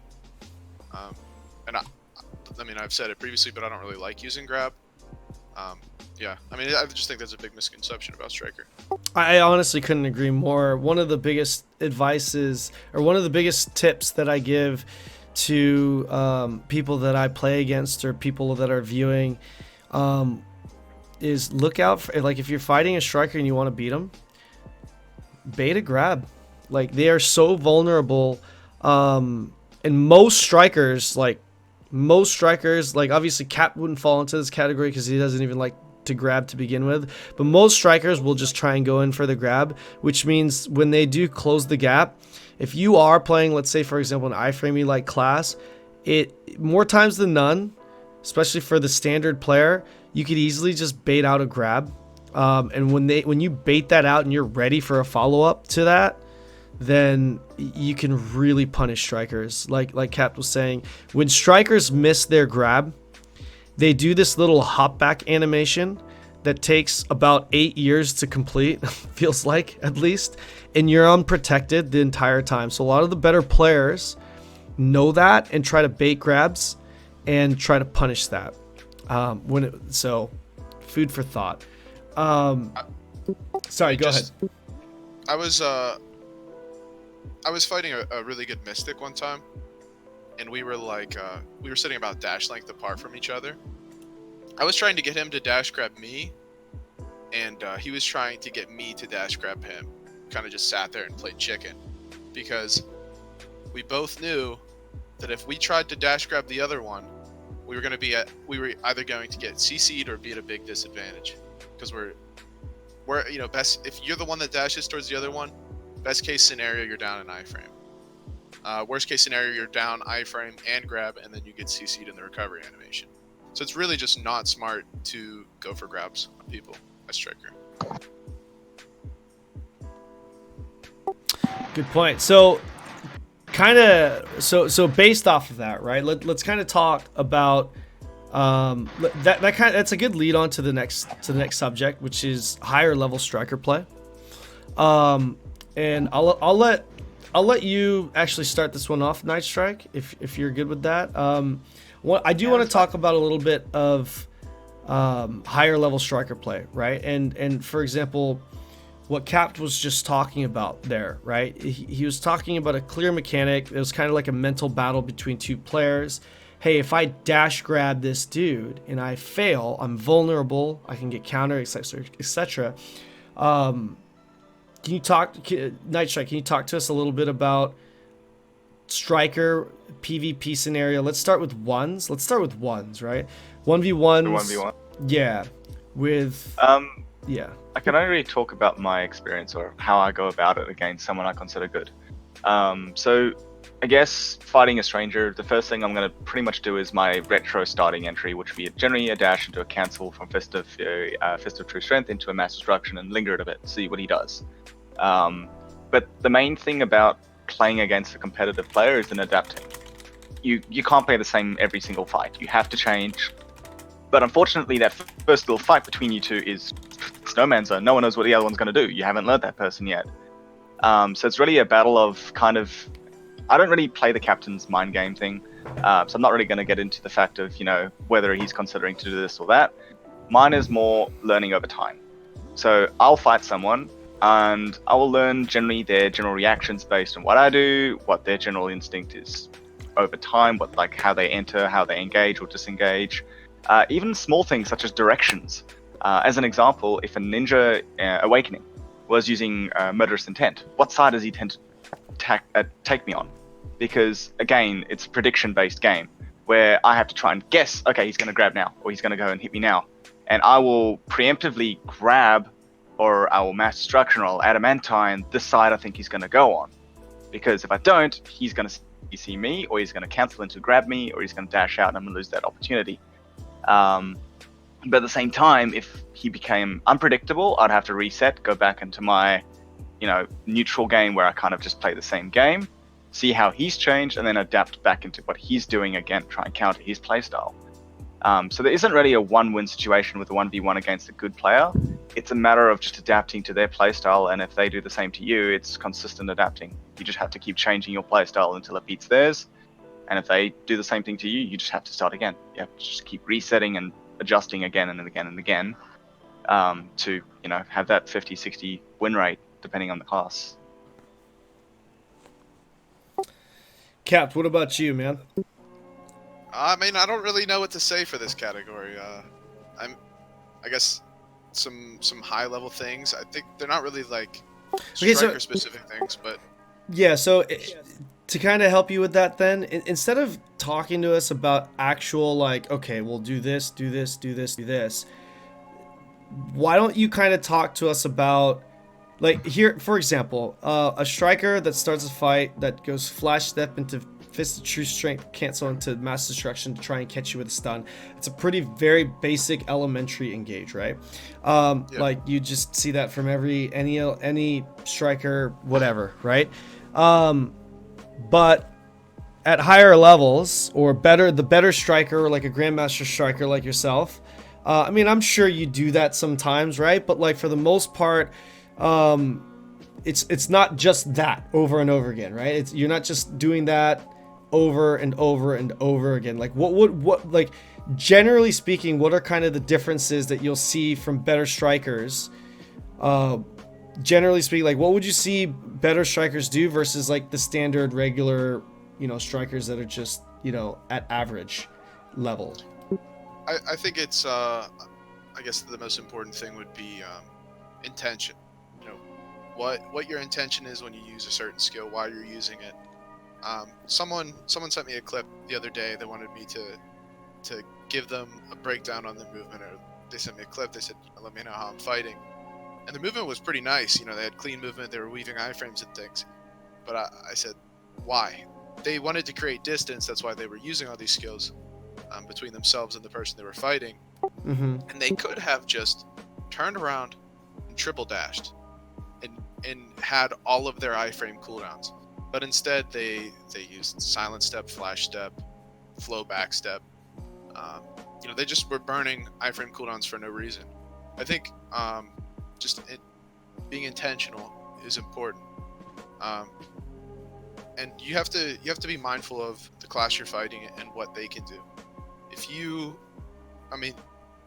if you were to, flash step, fist of true strength, mass destruction at a, any person on a grab class that also has super armors, they'll just super armor the mass destruction and try to grab you out of it if they have a faster grab.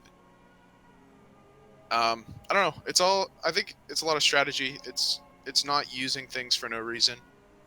Gotcha. Okay, so instead of basing your PvP play off of like a repeated rotation, be mindful of the actual decisions you make. Don't burn cooldowns for no reason. If you're going to use an iframe from flash step or back step, have purpose to it. Don't just burn it. And so is that fair? Is that what you're kind of saying there? I think that's fair. And I think just another good thing to do that good strikers will do, I think, is that once they press an advantage and get an advantage, they won't let up on it. So if I'm fighting a class that I want to get closer to, once I get close to them, I'm gonna do everything in my power to stay right on top of them. If I'm gonna cast, any skill, if I'm gonna cast backstep to stay on top of them, I'm gonna want to flip my camera, cast backstep just to stay right with them. And you'll find that people that want to keep you away from them, if you can just smother them and stay right on top of them, they'll start to panic and make mistakes and become a lot easier to CC. It works. It's the same for Sork too. An Awakening Sork, for example, they can only iframe 13 times before they need to get stamina back. So I guess that's a little hint for the Sork matchup. If you count 13 iframes, put pressure on, try to slip their frontal guard, and you'll score a CC. But you got to think about things like opponents' cooldowns, your own cooldowns, opponents' stamina, and don't give up stamina or cooldowns for no reason at all. You want to save your resources, only use your resources when you need to use them. And I think you need to think of health as a resource too. So if I'm getting traded on a lot and I need stamina, maybe I'll sit in a super armor to get stamina back at the cost of some of my health. Right. Makes sense. Perfect. So if I was going to really kind of summarize that, obviously having knowledge of the class that you're playing against, understanding and being able to understand their cooldowns, what they're trying to do, it's very important. But also not wasting your own personal cooldowns. For example, if you're going to do a mirror match against a striker, the striker that comes in, and Captain was kind of talking about this earlier, the striker that comes in and tries to grab, if you just sit there and not do anything and not just waste anything, all you got to do is, for example, side flash step, which is an iframe that's off cooldown, flash step him when he comes in trying to get the grab. He's going to miss the grab because of an iframe. Then he's going to go through his failed grab animation. He's going to be locked in it. You can counter him with whatever you want, either with a counter grab or a twisted or whatever it is, depending on your spacing. That's like an example, kind of like a very, very watered down basic example of what he's kind of talking about. Correct me if I'm wrong, Cap, where you're utilizing your iframes for a reason. You're not just burning. You're not just focusing on a quote unquote PvE rotation. You're actually using your kit and making decisions based off of what's actually happening.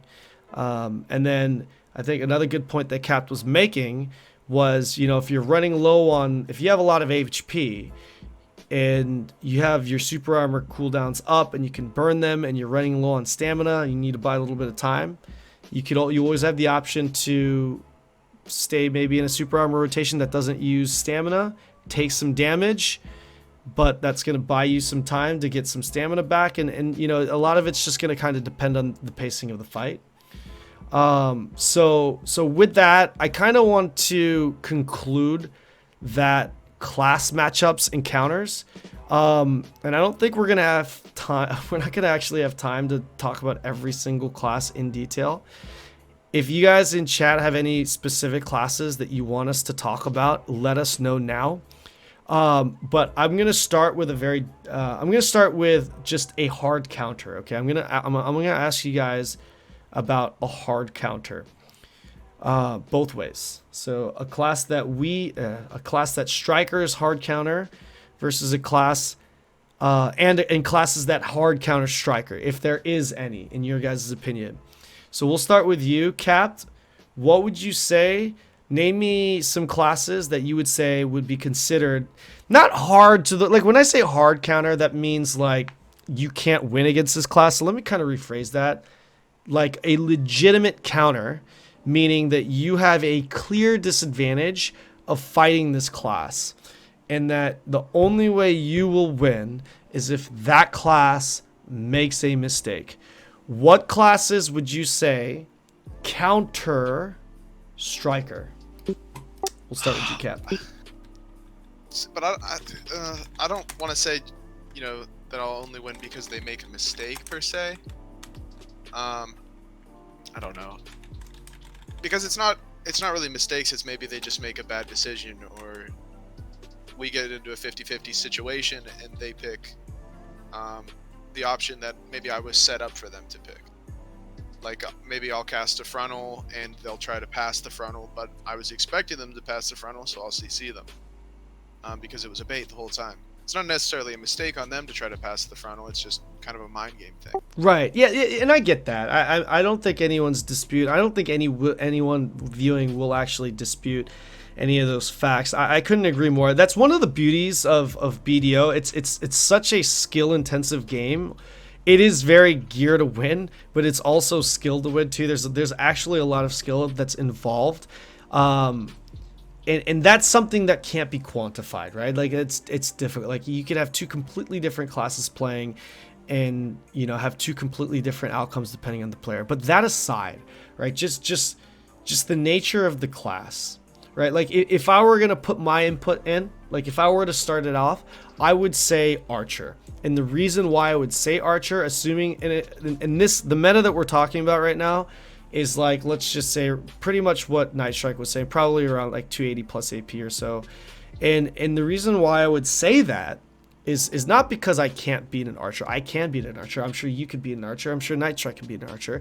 But I think there's a clear advantage by being an Archer with the kit and skills that they have versus the kit and skills that Striker has going against them. You know what I mean? Like just from like obviously if the if the Archer cancels Luthorgon's call and holds down left mouse button, I think it was left mouse button, holds down left mouse button into the flow the flow that follows it, which is an unprotected kind of hard hitting skill, it'll lock them into that animation, and a striker can easily catch them when they are in that animation. If they were to do that, if they were to follow a Luthorgon's call into that flow, so that's an example of kind of what you're talking about, Cap. Yes, even though in this scenario, in my opinion, that Archer has a clear advantage over Striker can still win based off of a fuck up that the Archer did, right? But I think when we look at it, when we actually look at just the classes itself, I think there's just a clear advantage with that. So, I mean, would you say that there are any maybe you don't think there are, which is fine, but what would you say there are? I'm not crazy. There's definitely uphill fights, and yeah, Archer is definitely one of them. What would you say those uphill fights are? I would say Archer, Lawn, probably Mystic, Tamer, and then Ranger. Those are the classes where I feel like I have to do a lot of work to win the matchup, and maybe they have to do less work to win the matchup. Gotcha. Fair, very fair. What about you, Night Strike? What you got? It depends honestly on the person. Like my biggest struggles are good ninjas and good warriors, and obviously good sorks. Mm-hmm. The reason being is that basically they don't have a standardized skill cap. Any class that can go over and above in its capability to play well, I find to be probably the strongest class in the game. Quite often you'll hear people say how difficult a sork is to play, and I've played sork. I can't play them, but it can't just be that, because then you consider Zerker, which is an incredibly difficult class to play as well, and they just dog shit. Like they're good Zerkers, but I mean, the general stigma, right? They don't really have a kit that is worthwhile. Yet you go and you fight a ninja, an average ninja, you can win. A very good ninja, good luck. You can win, but generally speaking, it's not going to be in your favor. Right. So that's my issues. Is generally any class that has a lot of ability to learn, compared to a class that has only so much to do. Okay, so name me some classes. Ninja, Sork, Warrior. Ninja I Sword think Warrior. I think. Did you take your finger off push to talk? Sorry. Yeah, fucking push to talk is a thing. Yeah, sorry. Yeah. So you said Ninja Sork Warrior, and I think you said Archer too, right? Earlier. I guess, yeah. I have to go Archer. Okay, that's fair. So, what about the opposite way around? Which classes would you say that Striker have a clear cut advantage over? DK. Yeah, I feel like Warrior's not that bad. Yeah, DK. I mean, I'm just cheating and reading off the list that you had us write earlier. No, that's fine. That's fine. Just if there's any more input, right? I mean, that's totally fine. If you guys do want to see what everyone thinks, what these guys think about each class, we actually did do it. You can refer to the video on YouTube when I do upload it. You can see it in the text form. You can see it on the Twitch chat too. I completely forgot there was an overlay. Wow. Okay, so succession is a thing, right? Succession is a thing, and this is gonna obviously shake up a lot of stuff as it already has. Let's talk about Succession Striker. Let's talk about Succession Striker for a little bit. All right. Well, I'm currently playing one right now. What are your general thoughts on Succession for Striker? Well, considering that our average fight against the Succession Wizard is a loss. Yeah. Okay. What about you, Cap? Well, I don't know. I think it's a little too early to just to deem matchups and stuff like that. I think you're jumping the gun a little bit there, Nice Strike. We have no CC, dude. I'm going to be completely honest right now. Yeah. A class that has no engaged CC other than one.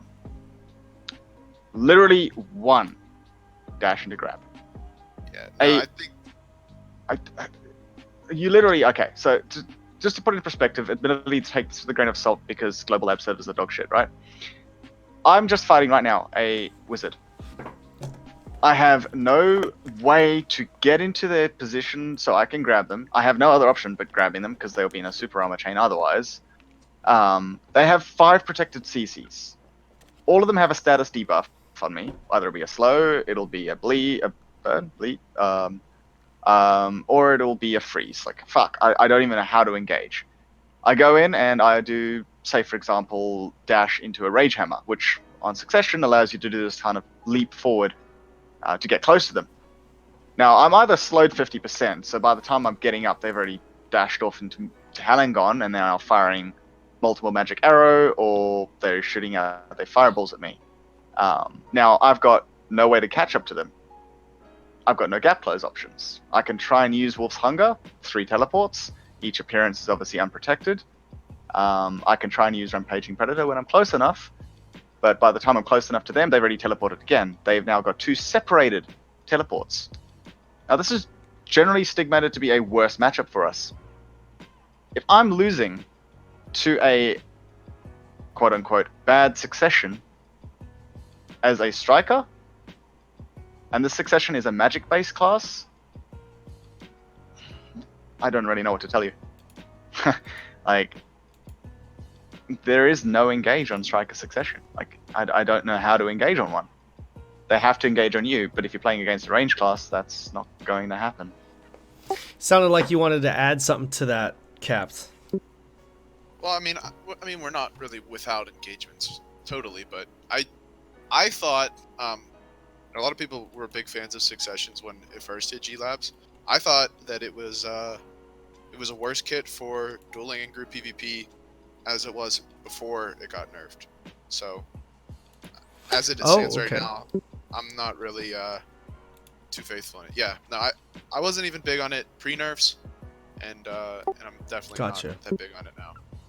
Okay. So, all right. Sorry. At first I understood that as you saying, I thought it wasn't strong pre-nerf, which was implying that it's better now, but that's not it at all. I misinterpreted yeah, that. no. Yeah.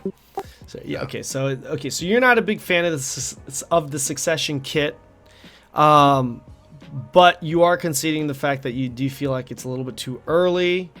A little bit premature to really make a hard statement on it. Is that correct?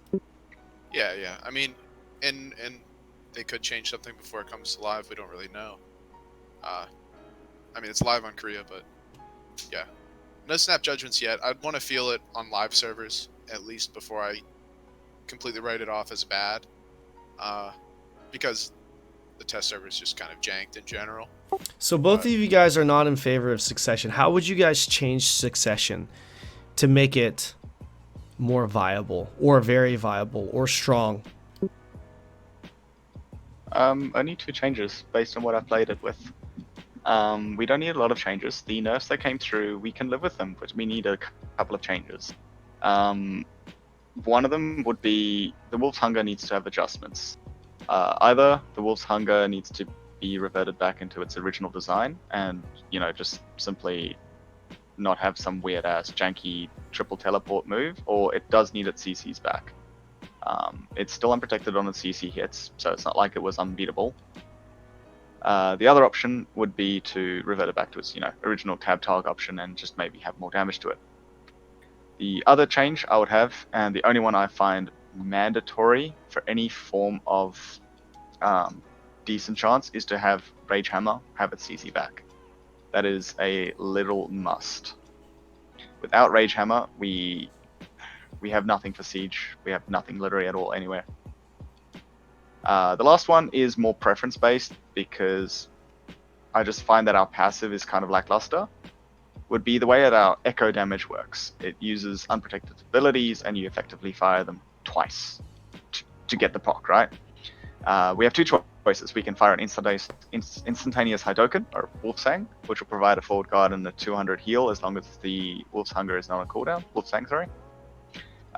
Or we can hold the skill into an Echo, which allows the skill to be activated effectively twice for decent damage, but the entire duration is unsafe. I would ask that the Echo be made either Super Armor or Forward Guard. It would be a micro change based on the fact that the original skill's unsafe anyway. But that's pretty much all I'll change. What about you, Cap? Any I input don't know. there? I think it would need a lot of work, if anything. So you're just Like I not said, a fan of just the general structure of it, like how they even, like the infrastructure of the actual the mechanics of the Succession class, like what it's the very foundation of it. You're not a big fan of. Yeah, no. I mean, just the kit in general. I just think it's not doing much for us. I think so. I think the direction the developers wanted to take Successions, and I mean see it from what they've done with other classes, but they're trying to turn a lot of classes into just super armor traders. They're taking out CCs and they're giving damage to trade on. For Striker, it's kind of a hard thing for us because I mean, even to lose mobility to in the kit, we can't. It's going to be hard for us to get close enough to someone to trade on them, let alone just survive the damage that's coming from other people. And I also think that a lot of the skills are worse. Night Strike briefly mentioned Wolf's Hunger, and he was talking about the targeting. Before it was a scan targeting skill, so it would target people who are, it could target someone that's invisible. You could use it to be an anti-stealth striker. You could sit at base while your guild's doing repairs. You could use Wolf's Hunger to find enemy stealthies coming to ruin your rebuilds. They've changed the skill so that doesn't work anymore. So I mean, at best, it's a worse version of old Wolf's Hunger, and at worst, it's just a really shitty triple dash. I mean, Rage Hammer being castable from dash, I wasn't really as excited about that as everyone else was. If I'm gonna dash, generally I prefer to do Twisting Collision. That way, if my opponent tries to iframe away from my dash CC, maybe I can land behind them or on top of Nimbus. Maybe I won't use Nimbus, but I've got options when I'm up in the air. Yeah, if you go right at someone and Rage Hammer them, especially with no CC, you're just gonna get grabbed. Even if it does have CC, it's about as foolish as like if you were to just run at it as Super Armor class and Mass Destruction them, and they could just Super Armor grab you. So let me kind of elaborate on that. Let me just kind of make that a point. Not elaborate, but kind of make that a point for the viewers. What Cap just described was another example of a potential play that you could do as a striker, right? So if you've been following the podcast, we had already established and talked about, hey, look, you know, flash step into a mass destruction grab, very, very basic, you know, engage that every fucking striker does, right? Captain was talking about an engage that he would do sometimes. He would go flash step into uppercut, twisted collision, which is a frontal guard. Twisted collision has a frontal guard and a float. Okay, so you do have the ability to CC someone, and you actually have really good range with twisted, surprisingly.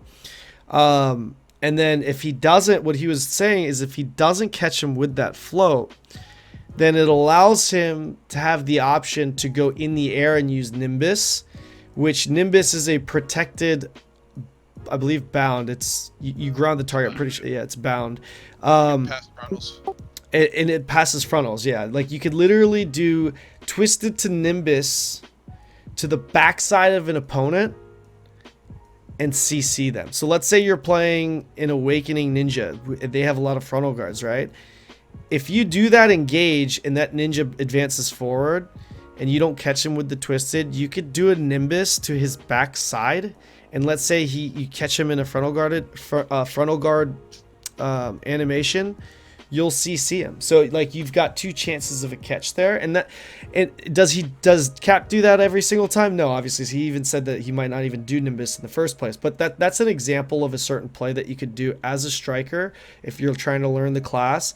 Don't just do flash step to mass destruction to engage every single time. It's very basic. It's very linear. Like Cap was saying, it just turns into a grab battle, ping battle, whatever you may say about it. Utilize the full kit. You know, you're using twisted collision for a reason. You can maybe even catch him with it. You know, it's baiting out a skill, and then you can hit him with Nimbus on the backside. So just wanted to make that a point, highlight that little comment from Cap, because I think that's a very, very good way that you can engage or potentially catch a target. I don't want to say engage, I should actually say catch. It's a very effective way of potentially catching someone. One of the many ways, and this is kind of what Cap was talking about earlier, is like, yeah, well, you know, mass destruction, twisted collision, like these things are, you know, part of our kit, but you can be very creative with how you utilize these skills and actually catching a target. So I just wanted to kind of highlight that comment. And yeah, I mean, any other remarks on that subject there? Succession. Yeah, on Succession. Yeah. Yeah. I mean, I'm just not a fan. I wasn't a fan before. Definitely not a fan after the nerfs. I just feel like we lose more than we gain, even if it is as it is. Suggestions for change. I would like to see. You know, maybe it would be worthwhile if they were to make flash step one of the succession skills and have the cooldown be much lower. It's definitely been a common thing that a lot of people discuss, actually, is mobility. Now, the only reason I'm not too phased about mobility is basically with the original design of how Striker came out, we had flaws, we had pros. You know, it was actually kind of balanced, but it brought another playstyle that, at least for me, I really enjoyed was a controlled a controlled Wolf's Hunger, where I didn't have to be within range of a person to have my reticle become red and then use it. True enough, it lost the use of mouse movement, which was pretty fun. But I could use that as a gap close where the person had to now decide whether they wanted to try and, CC me, where I have complete control of my direction. I didn't have to hit them. I could literally bait them to do a CC that I didn't want them to do. Or I could go in and grab them from it. I could cancel into a mass destruction at any time. I didn't have to press S. I could cancel into a somersault. I could even cancel into a forward dash at the end of that. Not a very fast one, but after that initial punch, I could LMB at the end and then dash. So it gave me a lot of options to, I guess, gap close with risk reward without having to worry. So that was a trade-off to double dash, with a shorter cooldown. It's only 12 seconds instead of 15. So I like that, specifically in mid-fight, where you could really be obnoxious and teleport back and forwards between players. I don't know. I didn't really feel the loss of mobility. It had it. It was just more controlled versus a one-directional plane. So with that, if we're talking about PvE, would you say Succession Striker is better than Awakening Striker for PvE, Night Strike? It is and it isn't. Depends on where you go.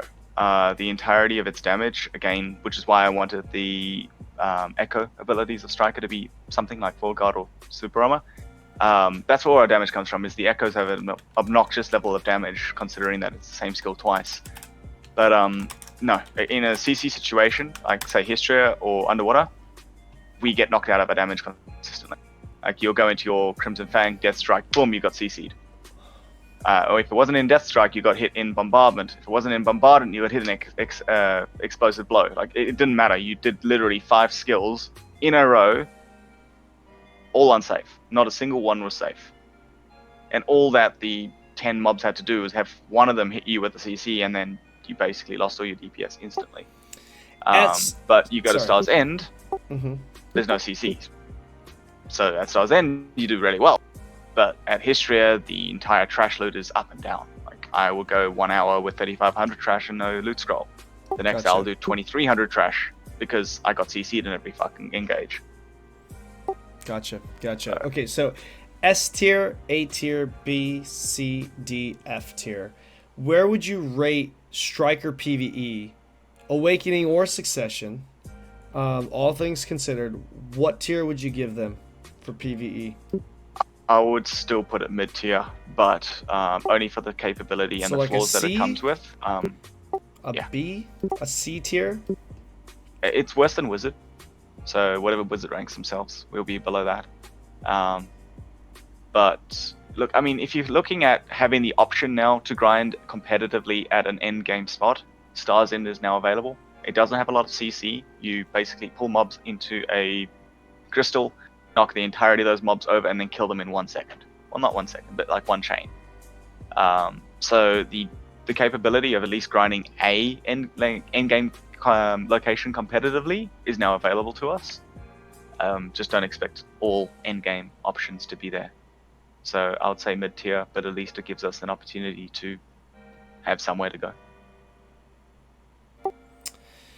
Gotcha. What about you, Captain? If we were going to talk about PvP tiering, okay, S tier, A tier, all the way down to F tier. For PvP, Capt, where would you put Striker right now? Awakening or Succession? Awakening or Succession with all classes. Where would you put Striker? I'd say we're firmly middle of the pack. In both of those, we're definitely not complete garbage in group PvP. There's still a demand for Striker in some guilds because it's a good class. Striker with a lot of gear is something really scary to fight in group PvP. But in the same vein, a low gear Striker's a good class to have a lot more gear score than people on. It really is. Like Moose is another class like that where it's just awesome. Just kind of blow everyone up. Striker's kind of like that too, but it's because you blow them up and they can't kill you. But I don't know. I think we're middle of the pack in both. So what is that, like a B tier, a C tier, if you had to place them in a tier? I don't know. Maybe B tier. B tier? We've got options. You can do well. You can also do very bad, but yeah, you can do well. And What about you, Night Strike? Like PvP wise, what tier would you put them? Yeah, I'm with Cap on that one. We're definitely middle of the pack. Like, we're not the worst. We're definitely not the best. There are opportunities out there that we can take advantage of if you know what to do to overcome certain matchups. So yeah, I'd say middle of the pack. Okay, so is there Jack of all trades, master of none, is what I like to say. right? That's fair. So okay, we're gonna start wrapping this up. Okay, so I'm gonna ask one more thing. It'll be the last subject. But while I ask this and we discuss it, if any of you guys in chat have any questions, specific questions, now's the time to let us know. What needs to change with Striker, if anything? What do you guys think? Is What that like needs to change a with need Striker? or a want? Let's go with both. Let's start with need. Let's start with need, and you could lead us off, Nice Strike. What needs to happen is probably, like, it's actually one of the things that KR also scream about. We need our grab ending, like the fail animation for our grab just needs to be less punishing. Most classes have some form of vulnerability at the end of the grab, but not as large as ours. Like a ninja has a small little, I guess, wrap of his arms. Ranger has a little bit of a kickflip, but it's very short. no, they don't have Even any. Mystic. Ranger doesn't have the kickflip. That's just their iframe. You won't even notice Ranger's grab fail. Anyways, sorry to interrupt. All good. But yeah, like going across the board, even Warrior, it's like literally a little like bear hug and then it's over and he can move. So I'd say if it was a need that I desperately needed the game to do, it would probably most importantly be our grab. Have that lower, like either increase the speed of that fail animation or just remove it to a more stationary animation that's quick and easy to get over. That's pretty much all I'd really say is a need.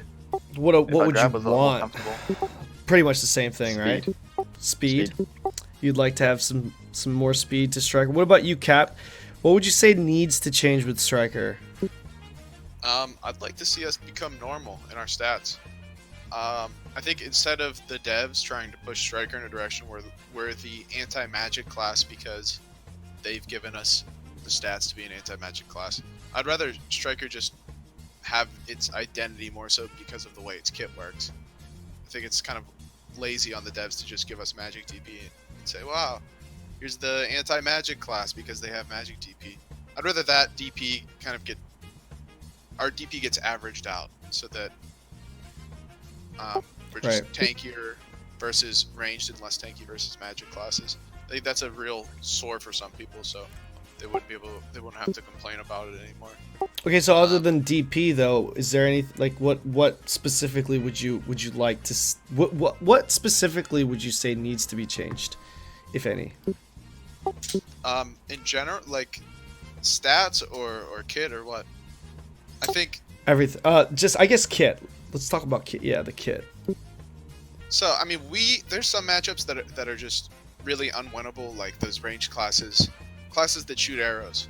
We're talking Musa, Mewa, Ranger, Archer. Those matchups are really difficult. That's okay. You know, there's counters. It's okay that we have counters and that we can't win those matchups if they play a certain way. That's fine. Counters are allowed to exist inside games. I don't think we need anything to be able to perform better in those matchups. I think it's good that classes have strengths and weaknesses. I would like for us to have our clones scale with AP. That would fix a lot of problems, even if it's at the cost of 100% accuracy. I'd like Striker to have a usable evasion debuff because the way that clones work, etc., etc. Kind of already went into it before, but it actually becomes hard for Striker to counter targets with a lot of both evasion and DR. People that are in full DP, I know a full DP player who kind of just laughs at Striker because Striker is one of the best classes at comboing people with just evasion, but when someone is in a full DP build, Striker is among the worst classes at comboing them. So I would like to see a usable evasion debuff. For the kit, I think we're in a good point balance-wise. I think we're a pretty balanced class. Some other classes are better, and other classes are worse. Instead of maybe making Striker super OP, I'd like for some other classes to more so be reined in, because I think we're in a good place. Okay, that's fair enough. So I will read out one of the questions here. Do you think Striker is actually viable for PvP or PvE once you hit 250 plus AP? Or would you be better off running Mystic or just rerolling the class? What would you guys respond to that? Night Strike, go. It's a game. Oh, my bad. Sorry, I was just alternating. You can go ahead first, Cap. Doesn't matter. Yeah, Whoever. go Cap. Oh, yours. Go for it. Night Strike already knows what I'm going to tell him. It's a game. Play what you want. It's not like there's a process or anything. Pretty much it. Have fun. Yeah, play what's fun. I would have to say the same thing if I was going to chirp in here. Like, with all the changes that happen over a long period of time, you really just got to play a class that you enjoy playing. If you like the feel of a certain class, I would say just go for it. That's my 2 cents. Like, again, like the best class that I've ever played. When I say the best class that I've ever played, I mean the most enjoyable class that I've ever played was Awakening Warrior back when it had lingering super armor. I'm not saying that it's fair. It was fair. It was obviously fucking broken, but I enjoyed it. You know, I really liked it, and I didn't like the pre-awakening kit. I liked the awakening kit, and you know, that's why I played it. But if I based my decision to play that class based off of how strong it was versus actually liking the class, look how much that class has changed now compared to back in the day, right? So I would say if you like the skills and the feel of the class, stick with it for sure.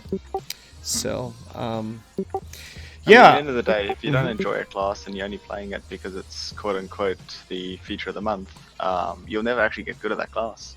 Right. To get good at a class, you've got to enjoy it enough to learn it.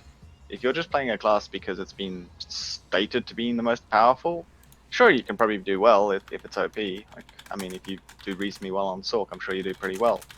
But, like, and I'm not bragging when I say this, and I'm sure Cap can also agree on this one. We wouldn't know as much as we do about Striker if we didn't enjoy the class. And that goes for any person playing any class in the game. You will learn more about a class that you actually enjoy playing, and learning little secrets, little tricks, little things that make you a bit different to the next person if you actually love that class and how it works, compared to just playing a class because you've been told to, because it's good, whatever, right? You've got to enjoy the class. It's the only way you're going to be able to be good at it. Right. So we're going to actually conclude this with one final subject. Actually, I just added this because it's a question that I always get asked quite a bit on YouTube comments and on stream. Gear preference. Okay. Cap, what would you think? Like, is there even a gear preference? Like, a lot of people are wondering, hey, should I be going for an evasion build, a hybrid build, full AP build? And you don't have to say, oh, go with Libra over Begs or something like that. But just like generally speaking, what would you say would be what would you say are the good options for gear building? Like, would you say, hey, go for more of an evasion build, full AP build, hybrid? What are your thoughts on gear for Striker? I think it's a personal thing. It depends on what you do. Asking someone what kind of gear you should run is kind of like asking someone what kind of car you should drive or what size T-shirt you should wear. It's something that only you're the person who has the best base information to make that decision. But you have to gather the additional information yourself. So you need to learn pros and cons, and then when you go to actually do your build, you need to learn which items are the best items to get hybrid-wise, like that offer the best evasion to AP trade-off or whatever. Personally, in group PvP, I do float flex. So I do a lot of skirmishing, and I like to wear a light hybrid build. So like some lightly hybrid accessories like a Libra's belt. When you're Holy saying shit, I said hybrid, Libras. can you kind of elaborate on what kind of quote unquote hybrid? Yeah, so traditionally hybrid has kind of meant full evasion, where it's just um, evasion items with. I mean, it's like full AP, but you wear every evasion item you could. But I like to think of hybrid more like a spectrum. So I think more so, like if you just go full evasion, whatever. But if you can break like old brew used to be 600, but now it's more so 650 because the gear state's rising. But if you can break that, you can pick a point along a spectrum of how much AP you want to have and how much AP you want to give up to get more tanky. For me and what I do, it's like skirmishing, maybe grabbing someone while a guildie kills them, or going into peel for a guildie, or maybe it's a 1v2, 1v3, and I'm trying to kill these people to take out the cannon. I've found that for me, what I prefer is like a light hybrid build. So I'm going to be wearing Kudum, Libra's gloves, muskins, pen heave. I'm going to have my crystal set up for evasion, and I'll probably wear an Orcanrad belt. I've also done a Centaur belt, but I like to keep my neck as an AP neck.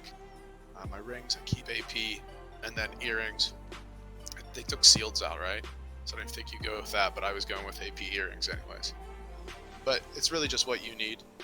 That's what works for me, but I don't PvE often either, so it's okay for me to give up some AP. If you like to PvE a lot, you might not want to give up your AP. Couldn't have asked for a better response than that. What about you, Night Strike? Mine's very similar, but it has just one rule. What's that? Get everything. Like, What do you mean, get you never everything? know what the meta's going to change. So the gear preference today might be different tomorrow. So having multiple different sets, which of course over time you're going to have to accumulate them. You won't have them all initially. The only rule I would probably have is get AP first, because AP is going to guide you to getting the money to get the other sets. But there isn't a gear preference for Striker. In 1v1, you want to go AP. In a siege situation, depending on your role, you probably want to go more of a hybrid build, is what Cap was saying there, where you don't initially need the burst. The survival over time will give you better DPS anyway. Like it changes all the time. And then is it DR? Is it evasion? Has something been nerfed? Has something been buffed? There's always these factors that change, be it by patch notes or stealth notes, where we figure out stuff later. So for me, the more gear you have, the better. You never know when something's going to be added into the game that previously was not meta, and suddenly like, oh my god, this is actually like the best set in the world. And then it gets all sold out in the marketplace. You can't get it anymore.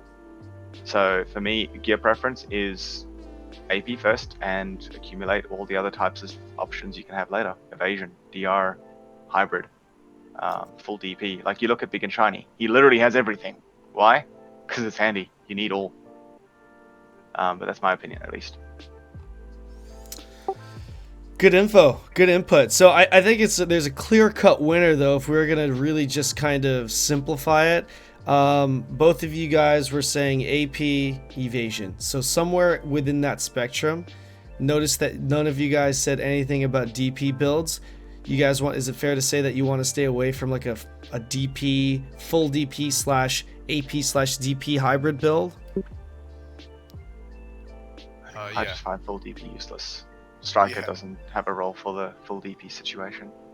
Yeah, no. Maybe grabbing people, holding them. I'm not sure.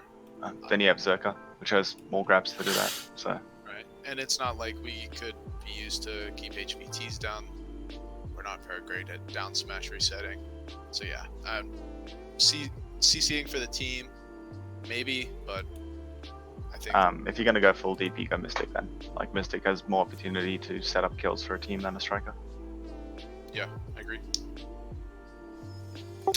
Makes sense. All right, so pretty much AP or evasion or both, really, for the builds as far as gear goes. So, yeah, that's pretty much it, guys. That's it. I think we covered pretty much everything. This podcast went on a lot longer than I had expected. I am like full zombie mode right now. It's like it's almost 6 in the morning my time, and I've got to be up in a few hours. Yeah, Night Strike is too. We're in the same time zone pretty much. Got difference between an hour. Let me just take this time and say thank you guys so much for coming out, for taking the time to speak with me through the Twitch channel. Capt, any final words? Night Strike, any final words? I'm good. All right, I'm gonna go sleep. Yeah. Well, listen, guys, I really appreciate you guys coming in again. Check out Night Strike. I don't think he's a full-time streamer, but he does like to stream on occasion. Check out his Twitch link. It's in the panel right above me. Obviously, twitch.tv/night_strike_. That second underscore is not a typo. Cap likes to keep it ninja. All right, so he's got a Discord tag. It's in there, I guess, to DM him if you have a question. I would just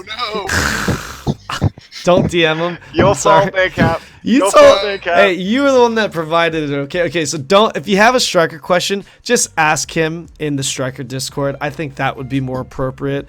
You could find the. Don't ping. It's really. Don't ping. It's really easy. You can. All right. So you okay. can ping Cap. All right. If you guys have any questions, listen. I just want to say again, a huge thank you to you guys.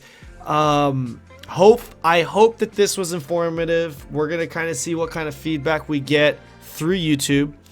This was mainly for YouTube, but last minute we decided to change it up, make it live, make it maybe a little bit more interactive for the viewers.